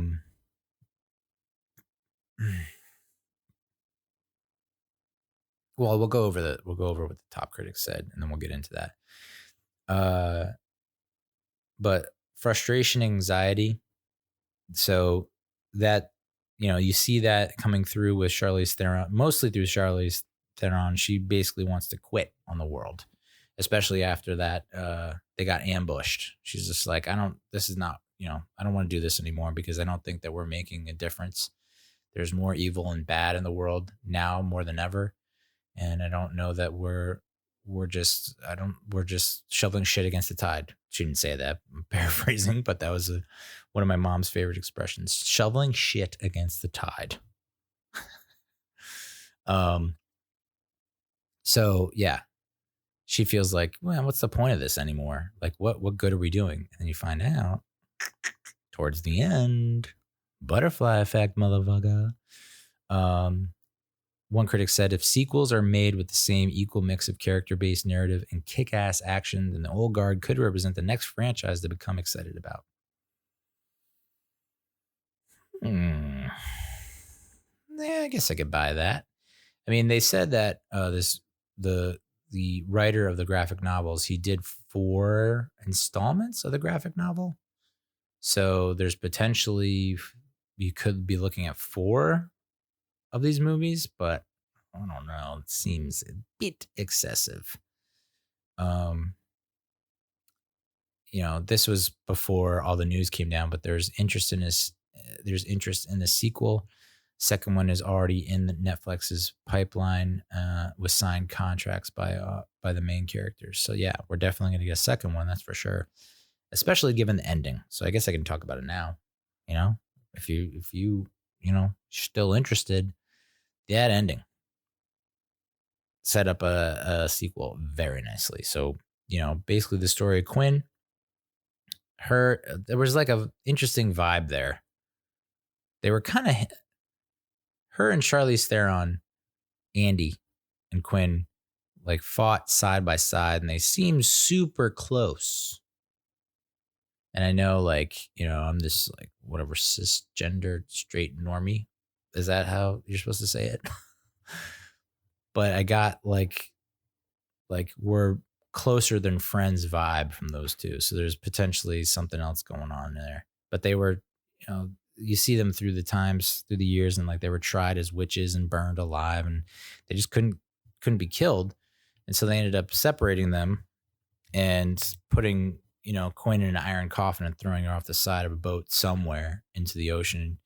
And that's like that is a fate worse than death, because she would drown, come back to life, drown, come back to life, drown. And she's been apparently doing that for 500 plus years. So the catch here is that they're not really immortal, that at some point all that dying and coming back to life catches up with them. And so that's kind of the major obstacle facing Charlize Theron throughout it all is, at some point your time is up. And they showed that that's what happened with that dude Lycan. I guess that was part of their crew. Eventually, it's just one day, it's like the wounds wouldn't heal. And so that eventually is going to happen to Charlize Theron. You got the sense that it might happen in this installment. And then it's a little happy ending. But Quinn, they were like, well, I mean, if she just, is drowning and waking up every minute for 500 years, I mean, she's got to be dead by now, right? Right? Wrong. She shows up at the end. And that was a nice little, like, Nick Fury at the end of Iron Man type thing. It's a post-credit scene that gave me a little bit of the goosebumps. So, yeah, I'm all in on the sequel. So the whole time, like, Nealâ is trying to figure out how old Andy is, and Andy refuses to tell her. But Charlize Theron has stated that Andy is over 6,000 years old. The Scythians were nomadic tribes from modern-day Eastern Europe around Ukraine to southern Russia.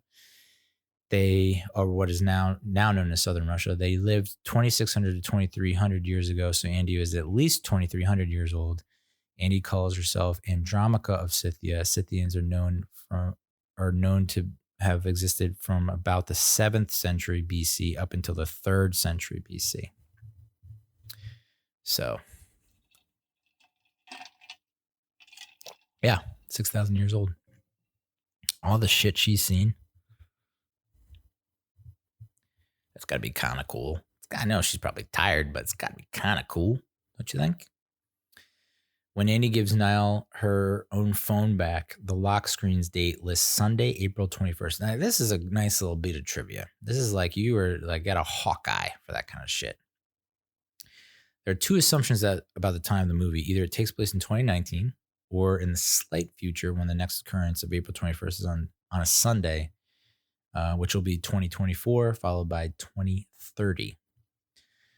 Yeah, there wasn't like a whole lot to indicate that it wasn't 2019 and then it was 2024, 2030. I think if it was 2024, 2030, I don't know, you would get the sense that it was, I didn't get the sense that it was that far, that it was in the future, or that there was something that would indicate that it was not 2019. So, unless I missed something, I could be wrong. I would accept 2024. 2030, I would not accept. I'm sorry. I would need to see a little bit more out of the future. Even though it's fucking 10 years from now. Good God. The monologue Joe delivers about Nikki not being his boyfriend. That was, yeah, I mean, like I said, there were a couple scenes where each character had their moment, right? So for Joe and Nikki, but mostly Joe, it was when they've been captured and they're in the back of the van with all those soldiers, cops, whatever you want to call them, SWAT team. And one of the soldiers says something about, what is Nikki, your boyfriend? And then Joe goes into this very impassioned speech about, everything they've been through for thousands of years. And so he's like, no, he's not my boyfriend. He is my all. And it was just a very romantic little monologue speech. And of course, then they kiss. And the soldiers are they're like stunned by the emotions that poured forth from Joe, and just how much passion he was able to deliver. But then it's like the hetero in them like kind of they like whipped them back into reality and they like pulled them apart. I thought that was a nice little touch. Um, but this is what I'm kind of referring to when I say checking all the boxes. The fact that they have a Muslim and a Christian in a homosexual relationship. They have, a female as the boss. They have, you know, they check all the boxes in terms of like, trying to be diverse and inclusive. So I think that's where it separated itself from other action movies, is that it was willing to explore, those elements.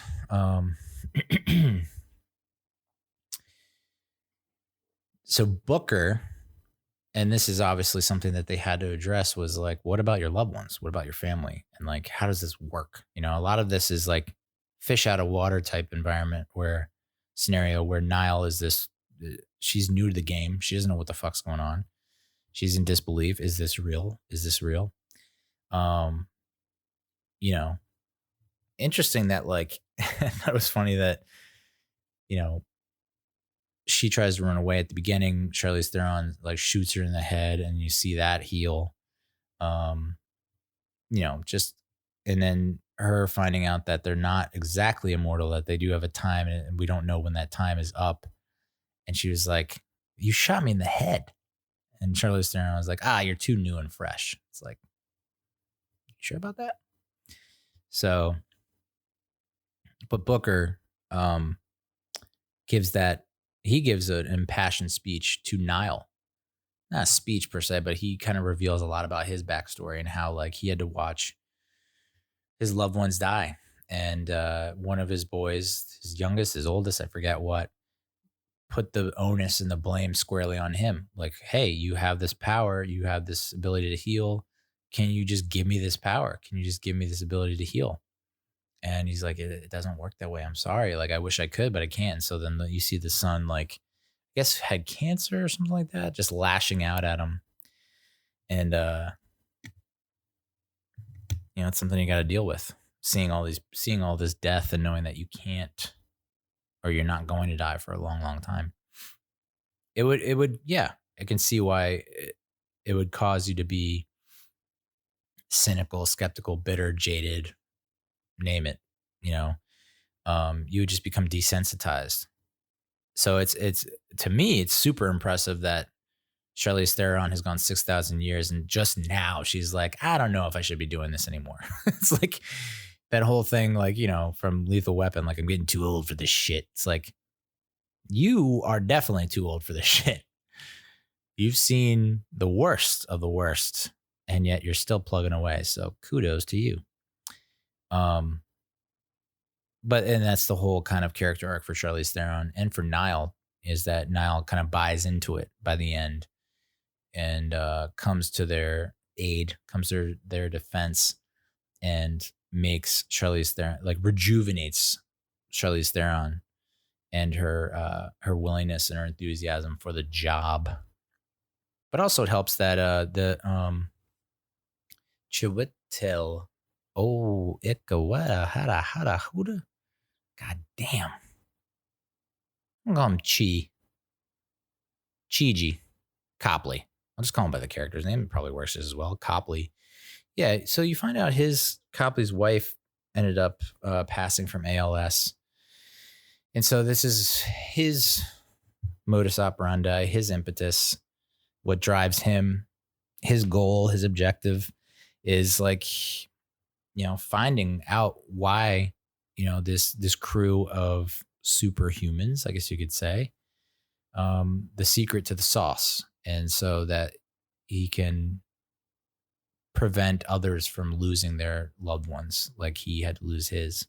So again, good intentions, makes for a good villain, thinks what they're doing is right and will benefit humanity. Yeah, he sold them down the river to the pharmaceutical guy, obviously, but he's also compiled one hell of a cork board with all kinds of red yarn that would make Charlie Day from Always Sunny jealous or proud, one of the two, and connecting all these seemingly unrelated events, that this team of soldiers has saved over the years, over the decades, centuries, whatever, that they have. So they save one person, and it's like they think, that's it, we saved one person, whatever.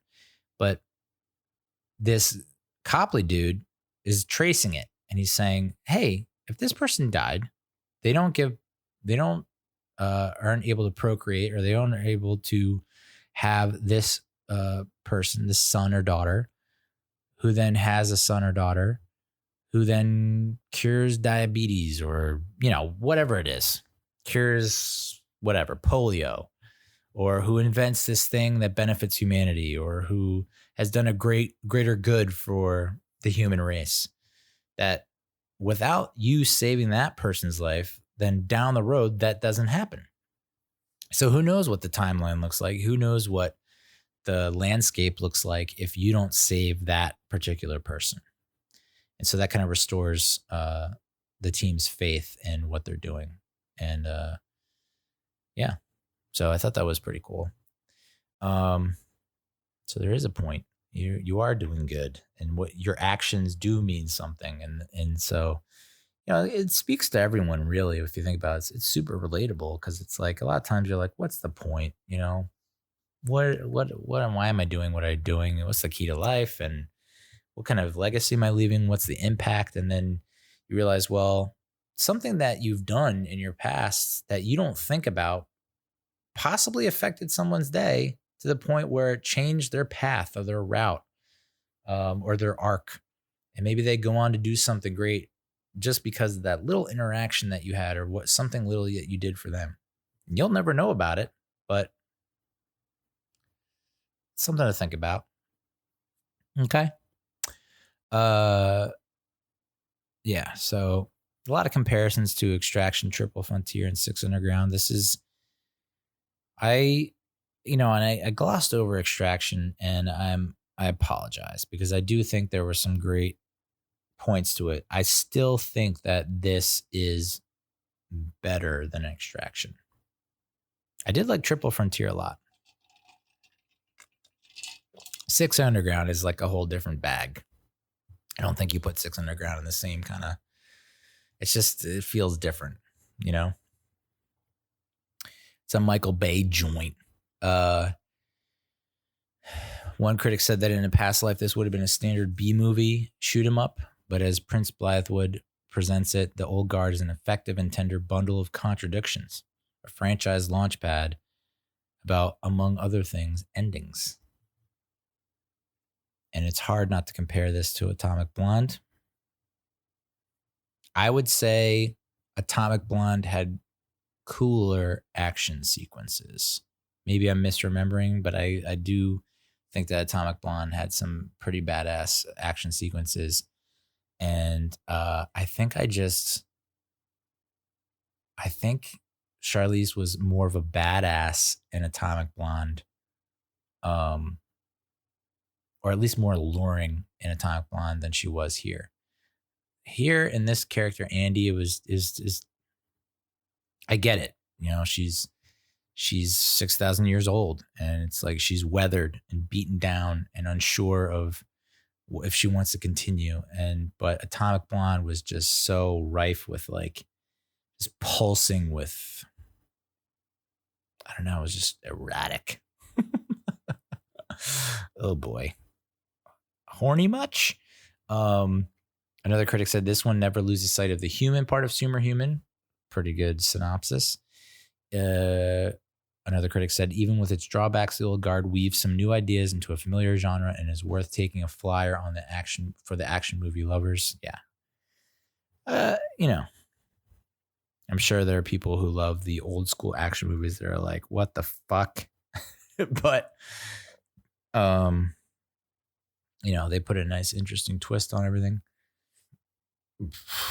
And it didn't feel like people were, just like, here's the tech guy, and here's the weapons guy, and here's the brainiac, and it's like everyone had a story. Yeah, and just ending with the special effects yet again. When Booker is, I guess, killed by the grenade in the church, and we get to see his innards. I mean, wow, dude, that was muy impresivo. So that's the old guard. I'm of the mind that the sequel will be better than the first. I have that much confidence in the sequel. I think you got a sense of its potential in the first one. It was like, this is good, but it's gonna get better, which is rare. So that's the old guard. We'll quickly talk about the Mets and Major League Baseball as a whole as we lead into the Mets. The Blue Jays, like the Canadian government was like, nah, son, you're not going to be able to play your home games in Toronto, which is okay, sure, why not? So they're not going to play their home games. There were rumors that they were going to play their home games nearby, so like Buffalo, Syracuse, Rochester, one of those towns that definitely has like a minor league stadium that they could have played in, and instead they're going to play at PNC Park in Pittsburgh. So I'm not really sure how that's going to work, if we're being real. I feel like the schedules have already been out, and sure, they're the Pirates are not in the same quote unquote division. The Blue Jays will be playing the AL East and the NL East, and in Pittsburgh, I don't know how that's going to work, but apparently it's going to work. The Mets, I guess, waived or cut Matt Adams. They released him. I didn't even get to see him in a Mets uniform. And of course, he signed with the Braves to a minor league contract. And who knows, it probably won't become anything, but I don't like this trend, y'all. Hetchy going to the Braves. I think, who else with the Braves and the Mets? It's too many people. I don't like that. Go somewhere else. Get out of our division. Jed Lowry will open the season where he spent most of his time with the Mets on the injured list with left knee discomfort. I had a tweet where it was like, it started off like, he started off with left knee, and then it became left leg. Then we saw him in the brace. And then at one point it was like left side. It was like, can we just like cut him down the middle? Just cut him in half and give him a robot body on one side, like Cyborg from DC. Yeah, left knee discomfort. He's going to see the team physician this week to find out the next step. I think the next step will probably be taken gingerly. It'll be a soft step because of the knee. Yeah. No, I think they gotta just can we just pay him to go away? Is there an insurance thing that we can collect or something? Like, good God, just no thanks. What a fucking tenure. 2 years, $20 million, 9 games played. I don't see him playing this year. Maybe if we make the playoffs. But of course, the big news in terms of injuries, Marcus Stroman has a calf tear. I mean, Jesus H. Christ. I blame myself. I jinxed us big time. Okay. Last week, I was rattling off the names of all the other players that were on the teams that we'll be playing, Yankees, Braves, whatever, who are opting out because they don't want to get COVID or have COVID and can't play. And then there's just like a rash of people going down. Stroman with a calf tear. Who knows how long that takes? I have no idea, but I would think that that's going to put him out for a significant amount of time. And then Robert Gesellman is also on the injured list for definitely not a tear, so I don't think he'll be out as long as Stroman, but still it's like maybe this is why they signed all those pitchers, because they knew that their pitching staff there's some kind of injury bug that is just forever cycling through our staff. Someone, I think Michael Mayer I think, might have put out this tweet. The Mets rotation in 2019 was DeGrom, Thor, Wheeler, Stroman, Matz. Pretty goddamn solid. And then Thor had to get Tommy John. And then Wheeler went to the Phillies. Stroman is a calf tear. So now our rotation looks like DeGrom, Matz, Porcello, Waka, and then Peterson or Oswalt. And I got to tell you, I watched Oswalt in the summer camp game against the Yankees, and he struggled hard. Gave up a lot of ding-dongs. Had to fight to get out of the innings. And yes, he got knocked around, but he didn't give up a lot of runs, but still he got knocked around. So I think a lot of people are calling for Peterson to get the nod. Lugo is not an option. He's said repeatedly that doesn't want to be a starter. And hey, do what the guy wants. If he wants to be a middle reliever, setup guy, closer, then let it happen. Let it be. Let it be. Let it be. So, and even DeGrom's having issues. He had to leave a game because of his back. He was day-to-day at one point. So we've now gone from like full strength, 100%, to we're just piecing it together. Just taping and gluing stuff and stapling stuff. I thought this was pretty funny. Melky Cabrera, we had interest in him in the offseason, and then we entertained possibly signing him. I guess we did sign him in June, and we just released him. It was like all that talk about how he was going to be like, might be a nice fill in at DH. And maybe he and Cano can bring some of that old Yankee magic to the Mets, and he's gone now. He gone. Instead, we brought back Juan Lagares and signed him to a minor league contract. And I guess, and this is another thing I just found out, Jake Marisnick, day-to-day with hamstring tightness. I mean, come on, dude. Guys, we've had like fucking months to get your ass in shape. And I understand the gyms are closed, but you should have your own gym with all that money. And so I guess this must be happening across the board where players are I don't know, they're just not in game shape. So maybe you'll see a lot of teams that are kind of, I mean, pun intended, hamstrung to start the season. So my confidence from last week, July 13th, all-time high. I was like, wow, we don't have any of these problems. Everyone's healthy. So now everyone's hurt. Like Brad Bratch is hurt. Now Gesellman's down. Ugh. So we're in a state of disarray. Cespedes said that he's definitely going to be the DH, which means we got Davis in left, Nimmo in center, Conforto in right, McNeil third, Cano at second, Rosario. Yeah, so we're thin depth-wise. I think Rene Rivera is back up as the backup for Wilson Ramos, who had to leave camp for something, to attend to something. I don't know. All I know is it's like the complete opposite of what I felt last week. I was like, wow, we have depth. Look at all these arms. Look at all these bats. And now now people are just dropping left and right. It's like, couldn't have picked a worse time for everyone to be hurt. Stroman's a big one, though. I mean, Jesus. I mean, all this talk that he had coming into the season about how, he's settled in and he's feeling it now. Last year he was kind of feeling things out, but this year he feels way more comfortable, and he's going to show people this and show people that and prove them that we made the right choice in trading for him. And it's like, I don't think he's going to get that opportunity this year. Calf tear stinks. Pete Alonso, he's a positive, so it's not all Debbie Downer with me. Okay? Pete Alonso will be mic'd up throughout the 2020 MLB season. He's going to put the videos on YouTube. That should be fun. That's one of the things that I think they kind of played around with in the past, but they didn't really implement, that you're going to see a lot of in the future. So because you're not going to have fans in the stands, they're going to try and make up for that lost revenue by getting digital with it, y'all. Just making as much extra content from, miking up players as they can. Really trying to get as social as possible digitally. So that should be fun to listen to. I think that should be really good. I got to subscribe. I got to smash that subscribe.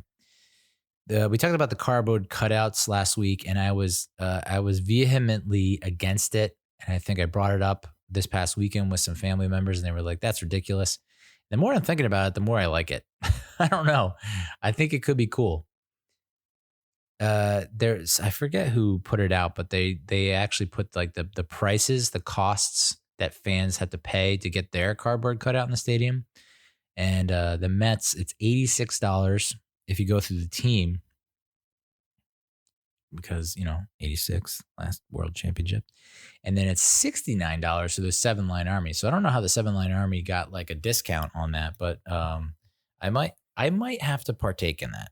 I mean, the odds of me, they'll probably stick me in the fucking with the birds up by the lights, top row, and I'll never get on camera. But I don't know. There's something cool about that. I might give into it. Most of the prices were fairly reasonable. The one that stuck out to me was the Red Sox, which was $500 per cutout. And people are like, that's outrageous. And then it's like, but it gets donated to charity. And everyone's like, oh, all right, I guess it's cool. So yeah, I'm kind of turning on the cutouts. Although I still think, I don't know, they should have, I guess it's not possible. They did it over there, but they space people out, but I guess it's just too tough. Meanwhile, it's like you see the beaches and pools, people are close to each other all the time. And it's like, what's the difference between that and like the stadium, which is a much bigger spaced out place, but whatever. Mike Vaccaro noted, no fans in the stands means no boo birds and no veils of doom thrown down from the stands. Baseball in New York this summer will be as polite as it is in St. Louis or Kansas City. Yeah, I did not think about that and I thought a lot about the crowd noise as well. I mean, there's no way that a home team, like if the Mets are stinking up the joint, there's no way that they're going to pipe in booing. They're not going to do that. So what kind of psychological effect and impact is that going to have on the players? Is that going to benefit them more? Or is that not going to light a fire under their ass? Because I feel like booing can go one of two ways, depending on your mentality and your psyche. You hear booing and you're like, yeah, I do suck. This is the worst. And you just spiral. Or you're like, fuck you. You're going to boo me? No, that's not happening. I got to get my ass in gear. This is not good enough. I'm playing badly. I know it, and I got to get better.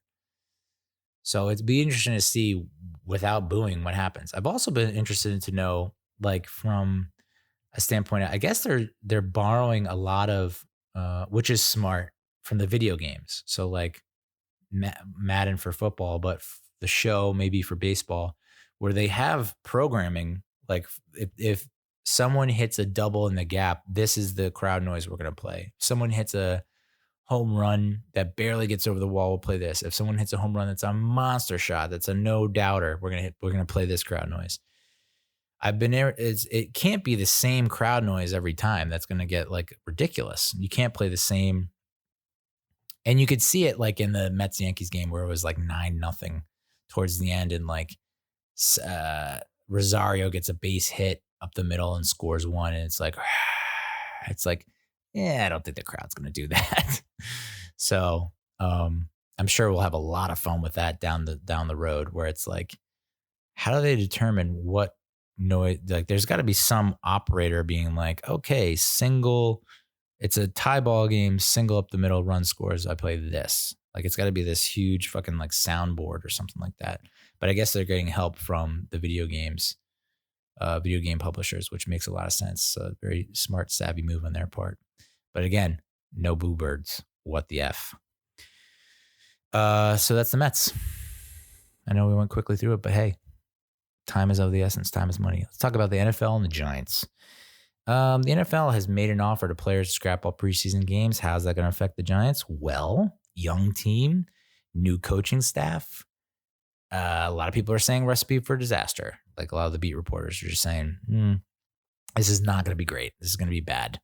That we need those preseason games, especially for a lot of the undrafted free agents, maybe even the wide receiver position where we're a little thin. It would be nice to see like Austin Mack, Benjamin Victor.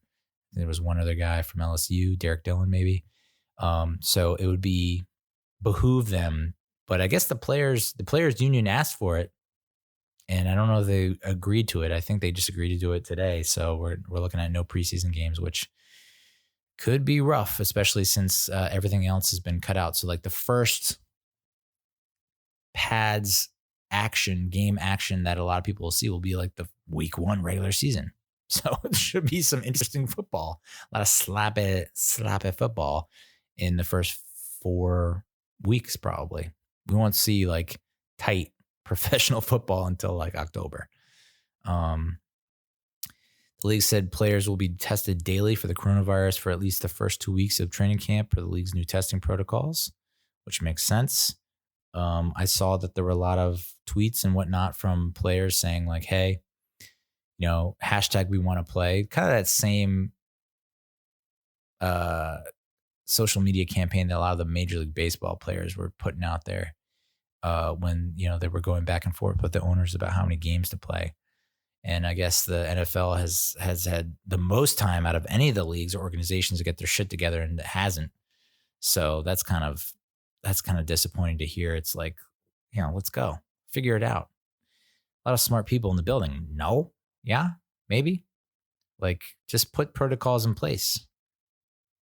The Giants and Jets are to play without the fans at MetLife Stadium in 2020, which, that's sad. It sucks, but I don't know. I mean, I mentioned it with the Mets. It's like, I don't know. I feel like just space everyone out. Feel like you are assigned a seat and you can't move from that seat. If you move from that seat, you're gone. You're gone. I mean, the fucking Safari's doing it at Six Flags Great Adventure. I talked about that in a previous episode. You get out of line, you put your window down, you do something you're not against the rules, you're gone. You're ejected. Just start fucking ejecting people. Maybe even fine them. If people can't act right. I mean, the season ticket holders, you should honor those season tickets, and they should be able to go and socially distance and wear a mask at all times, and et cetera, et cetera. I mean, that's just, the beaches are open. The pools are open, and you're limiting capacity. Why not just limit capacity at sports events? I don't know. Of course, my friend who's the Eagles fan was like, oh no one will be able to watch them go 5-11. I was like, and I was like, I'm looking forward to the link being full of maskless maniacs sneezing and spitting into each other's mouths. Go on, fill your stadium to the brim, Eagles fans. Of course, he responded with a "Go Birds," which still cuts me to my core. Go Birds. The Giants Wire reported that Odell Beckham Jr. was depressed, quote unquote, depressed with the Giants and considered retirement in 2017. I mean, yeah, dude, that was a fucking serious injury. And I think not enough people talk about that. That injury was, hot take, maybe lukewarm take, that ruined his career. If he doesn't have that injury, think about it. He had an amazing 2014 Rookie of the Year. He had a good 2015. He went a little off the rails toward the end of the season, but he was still like a tremendous, valuable asset that definitely I know Eli was grateful for. 2016, somewhat of a okay year. He definitely he single-handedly won us 2 games. The game against the Ravens, and he had another game where, he won it for us. I want to say the Cowboys game, maybe. 2017, he has that horrific injury, season-ending injury, and I won't say career-ending injury, but it has definitely affected his career. 2018, he was injury-prone. That I have to believe was related to the injury in 2017, and that ultimately led to trading him. If he doesn't have that injury in 2017, he's still on the New York Giants. Boom. I said it.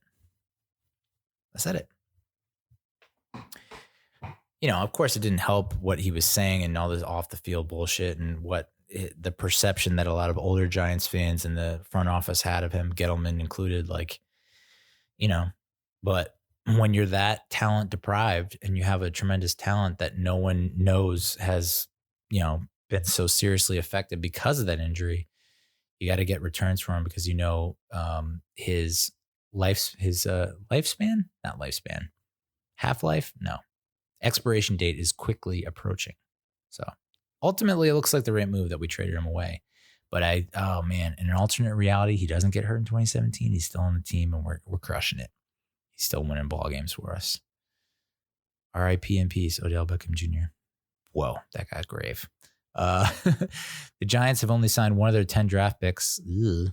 Though agreements are in place with certain late round picks pending a physical per sources, those physicals scheduled to be spread over the course of the weekend cannot happen until camp opens. There's no deal in place yet with first round pick Andrew Thomas. Though the expectation will come together that will come together quickly because he is now in the area. Like he's en route to camp. And so it's all looking like he's going to get a deal done.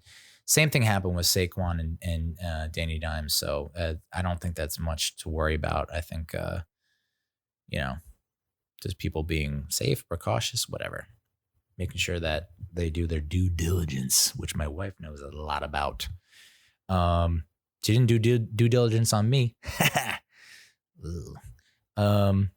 Jason from Over the Cap released this little fun tidbit: the most dead money from 2018 to 2020. Number 10, the Jets, 62.5 mil. Number 9, the Rams.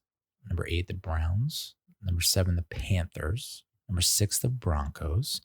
Number 5, the Bills. Number 4, the Jags. Number 3, the Cards. Number 2, Dolphins. And number 1 at $109.6 million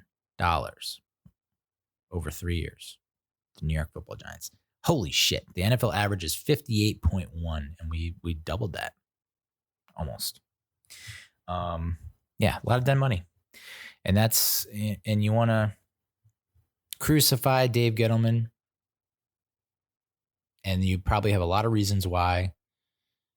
Why did we trade for Leonard Williams? And why did we trade OBJ? And why did we do this? And why did we do that? Why did we trade Snacks? Why did we trade Eli Apple? And why did we cut Janoris Jenkins without trading him? And why did we trade Olivia Vernon? Why did we only get so-and-so for so-and-so? Why did we sign Jonathan Stewart? And why did we sign Nate Solder? And why did we, there's no shortage of complaints about David Gettleman. This one stinks. This one, I got to agree, really stinks, but it's almost like damned if you do, damned if you don't. We constantly are talking about, we need to cut so-and-so. We need to cut so-and-so. Well, guess what? Those cuts come with contracts that have stipulations, and most of them come with dead money. You want to cut Nate Solder, release him. Well, guess what? You're going to have to pay fucking hand and foot, a leg and an arm to cut him. So that's why we don't cut certain people. But yeah, there's still times where we have to cut people. And I think the reason it's why this is so high is because we had so many contracts that didn't pan out, and so many trades that were only accepted because we inherited or took on the dead cap. But still, that's a tough number to look at. I mean, you look at those teams, none of those teams outside of maybe the Rams and the Bills are playoff teams or have been playoff teams from 2018 to 2020. But who knows? I mean, I don't think the Rams are a playoff team this year. The Browns had high expectations, and there's been talk of there's a renewed sense of hope in Cleveland. Good for you. I still don't think they're going to be a playoff team. There was a time where I wanted them to be a playoff team, and then they kept talking shit about the Giants. I was like, right, pipe down. You just lost a bandwagon fan. Panthers, yeah. No. Broncos, Drew Lock insanity might catch on there, especially with Pat Shurmur calling the plays. The Bills were a playoff team, and they have a stout defense. They just need to get better on offense. So, I don't know. Jags are just spiraling. Cardinals, I mean, Kyler Murray's exciting. I think they still have some bits and pieces on defense, but I don't think they're a playoff team. The Dolphins, I mean, who knows with the Dolphins? I don't know. They came on strong towards the end of the year, and they gave a lot of people a lot of tough times, a lot of tough teams, some tough times. So maybe they'll turn around. And, of course, the Giants. So, still tough to swallow. Jordan Raynon said Leonard Williams is expected to earn, will earn $16.126 million at least. He's now officially the highest paid Giants player this season, barring any surprising blockbuster trade, which probably won't happen. James Bradbury will make $16 million, Blake Martinez $14 million, Nate Solder $13 million. So yeah, Leonard Williams, show us what you got, son. And here's and I've said this before. Here's the thing: like if he comes out in his gangbusters, like does he sign a 5-year deal worth $16 million a year? And what exactly is going to constitute him earning that money? For real. Like, what will he need to do? It's got to be double-digit sacks, right? You can't just continue to be like top 10 in pressures. Sacks, baby.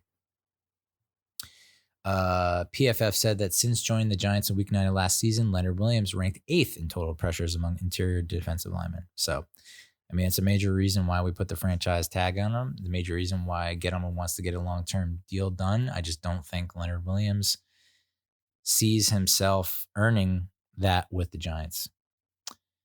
PFF also released this tweet. Percentage of pass rushing snaps recording a pressure in 2019. You had Marcus Golden at 12.6%, Kyle Fackrell at 11.8%, Oshane Ximines at 9.3%, and Lorenzo Carter at 8.8%. So the good news is Marcus Golden is officially a Giant. That whole May 5th tender thing that I've never heard before in my life, that deadline passed as of last night, yesterday, the 22nd. Well, it's now midnight on the 23rd, but as of 22nd, it has passed. No other team made him offer that he accepted. So Golden can only play for the Giants on a 1-year, $4.125 million deal, which is kind of a steal. I mean, kind of a steal. We've had much worse contracts than that. Or he can sit out, which is also a possibility. But I don't know. Even though Betcher's gone and Betcher was his boy, I think it feels like if he can put up another double-digit sack campaign, he's going to get – people are looking for consistency. And if he can improve other facets of his game, in addition to the double-digit sacks, he'll get his money. So I think why sit out when it's like no other team – what's the point? No other team made you an offer that you liked. So get that money, Hoss. Put your all into this season and get that money. So let's talk about Madden ratings. I haven't played Madden in a dog's age. Fortnite, what have you. Madden ratings, people get all upset about them, especially the players. I remember I wrote a blog about Eli Manning and his Madden rating like 2 years ago being a 76. And I was like, that's outrageous. And then, of course, he played like at a 76 level. So they were right. It's important to note when I'm reading these off and when you're looking at these that the fucking dude who does Madden ratings, the head dude, is like a Cowboys fan. So obviously he's going to make every other player in the NFC East outside the Cowboys lower than they should be. I'll just put that out there. There's only one, the takeaways, there's only one player in our starting roster lineup that is over a 90. That's Saquon at 91. But we'll do with the defense first, and then we'll move to offense. Defense, Dalvin Tomlinson, 80, too low. Jabril Peppers, 80, too low. Leonard Williams, 80, too low. James Bradbury, 79, too low. Dexter Lawrence, 77, way too low. BJ Hill, 75, too low. Fackrell, 74, too low. McKinney, 74, way too low. Julian Love, 73, a little low. Zoe Carter, 73, too low. Actually, that's about right. So you got one right there, Madden Cowboys fan guy. Madden rating head honcho, who's a Cowboys fan. You got Lorenzo Carter right. Congratulations. Blake Martinez, 72. Get the fuck out of here. Oshane Ximines is 72. Okay, I'll buy that, but it's because you don't know the kind of season that he's going to have. He's going to light it up, and he's going to be closer to 80 by the time the season's over.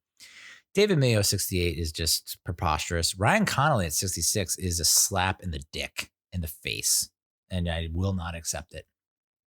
Ryan Connolly deserves better than that. A lot of people saying that David Mayo is going to be the starter, and it's like, did we forget about Ryan Connolly? So, yeah, they probably got, out of those I just listed, probably like 2 or 3 right. We're underrated. And there's a common theme amongst this episode that you'll pick up on, I hope. When all is said and done, when I get through all this, you'll see common theme. Madden ratings on offense. Daniel Jones 72. I mean, egregious on all accounts. Saquon Barkley 91, which, like I said, Evan Engram 88, which, yeah, I would say, yeah. His injury, I don't know, I forget how injury works in Madden, but I assume like the higher the injury rating, the worse it is. Whatever it is, his injury rating must be through the roof. Golden Tate 84, nice. Sterling Shepard 82, yeah, okay. I put him closer to Tate. Darius Slayton 78, I mean, come on. That's a big middle finger. Deion Lewis 77, okay. Nate Soldier 70, yeah. Will Hernandez 78, okay. Kevin Zeitler 85, hell yeah. Andrew Thomas 71. And they do this with rookies. And I guess it's understandable because they haven't played the pro level, and it's like pro game is a different game than college game. I get it. 71, what are you doing? You can't be. What? This is like the top-rated offensive tackle out of college. I mean, granted, they have him rated higher than Nate Solder, but at the same time, he's got to be at least high 70s, low 80s in my mind. He's going to open some eyes this year. So those are the Madden ratings. I mean, who gives a shit? But at the same time, it's just interesting to see how people are undervaluing and underrating these New York Football Giants. And you're going to see more examples of that as I get into these rankings. These are the pro football focused rankings across 3 position groups: wide receivers, defensive line, and linebackers. For some reason, they grouped outside linebackers with the defensive line. I don't know why, but we'll start off with the receivers. So where do the Giants rank? Giants are at 19. That to me is below average, and it's all is related to depth and health. Okay, Golden Tate only played in 11 games last year, but his 13.8 yards per reception was the highest mark since 2012. Was his highest mark since 2012. I think he's still got something in the tank, but I would love to see a full 16 out of him. I doubt we get it this year, but who knows?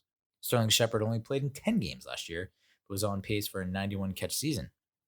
I mean, that's nothing to sneeze at, dude. Darius Slayton, Pro Football Focus says the consistency wasn't there, and I agree to a little bit. He would disappear for stretches. He finished with 265 yards on deep throws, which was 5th best amongst rookies. Thought he would be higher there. But I think you're going to see him take a step up this year. And so he's not just going to be the big home run hitter. He'll make the big plays, but also make some of he won't just dissipate, evaporate. He will make some catches, be more consistent, I think, this year. And then it's the question of like, who's that 4th guy, right? So you have Cody Core is more of a special teams guy. Personally, I think everyone agrees that Corey Coleman is the guy if he stays healthy. And then there's always the opportunity for the 3 undrafted free agents to make the roster, who I mentioned before: Austin Mack, Benjamin Victor, both of Ohio State, and then Derek Dillon from LSU. So I don't know what it is. I don't know that I watched enough of those guys in college, but it just sounds like, from what I've heard and read and seen, that they have a pretty good shot at making the squad and making a difference. So 19 is just, I don't know. I understand that we don't have a definitive number 1 guy, but doesn't that almost work to our advantage, where it's like we don't know who to double and we don't know who to focus our energy on because they're all kind of equal talent. I don't know. I guess I'm wearing rose-colored glasses in that respect, but I think Corey Coleman might open some eyes this year and surprise some people. So how did the other teams in the NFC East rank? Cowboys are number one. And I mentioned this last week when we talked about the best and worst case scenarios. I mean, Amari Cooper, Michael Gallup, CeeDee Lamb. Yikes, dude. I don't know. I mean, especially with what we got going on in the secondary, I don't know that we're going to match up too well with those guys. So maybe we just depend on Mike McCarthy shitting his pants and not knowing what to do with all those weapons. Maybe it's a Cleveland Browns scenario where you have Landry, Beckham, and Njoku and all that talent, and you just don't know how to disperse the ball and distribute the ball. Who knows? But yeah, that's a tall order for our secondary. At number 12 are the Eagles, Deshaun Jackson, Jalen Reagor, Alshon Jeffrey. How the fuck are we as a crew, wide receiver crew, ranked below the Eagles? They couldn't catch Corona. I mean, that's in a packed stadium at a Corona party. They couldn't catch it. That's what's going on with that squad. So I don't know how we're ranked below them. I just don't know. I mean, they're literally viral videos, memes about how they can't catch anything over there in Philadelphia. And then at number 29 is the Washington NFL team, the Washington Cicada Killers. The only name that I recognize is McLaurin, who we talked about last week. And this was a major reason why they could be headed for a worst case scenario because they don't have a lot of talent around him. And their big signing was Cody Latimer, who couldn't stay healthy with the Giants and didn't do anything with their team last year. So I don't know. We're I think we're rated way too low for our wide receiver team, especially with the, when they're on the field and healthy, what they can do is pretty substantial. So we'll move on to defensive line rankings for Pro Football Focus. Giants are ranked 26th, which is, I don't get it. I don't understand it. PFF says a wash.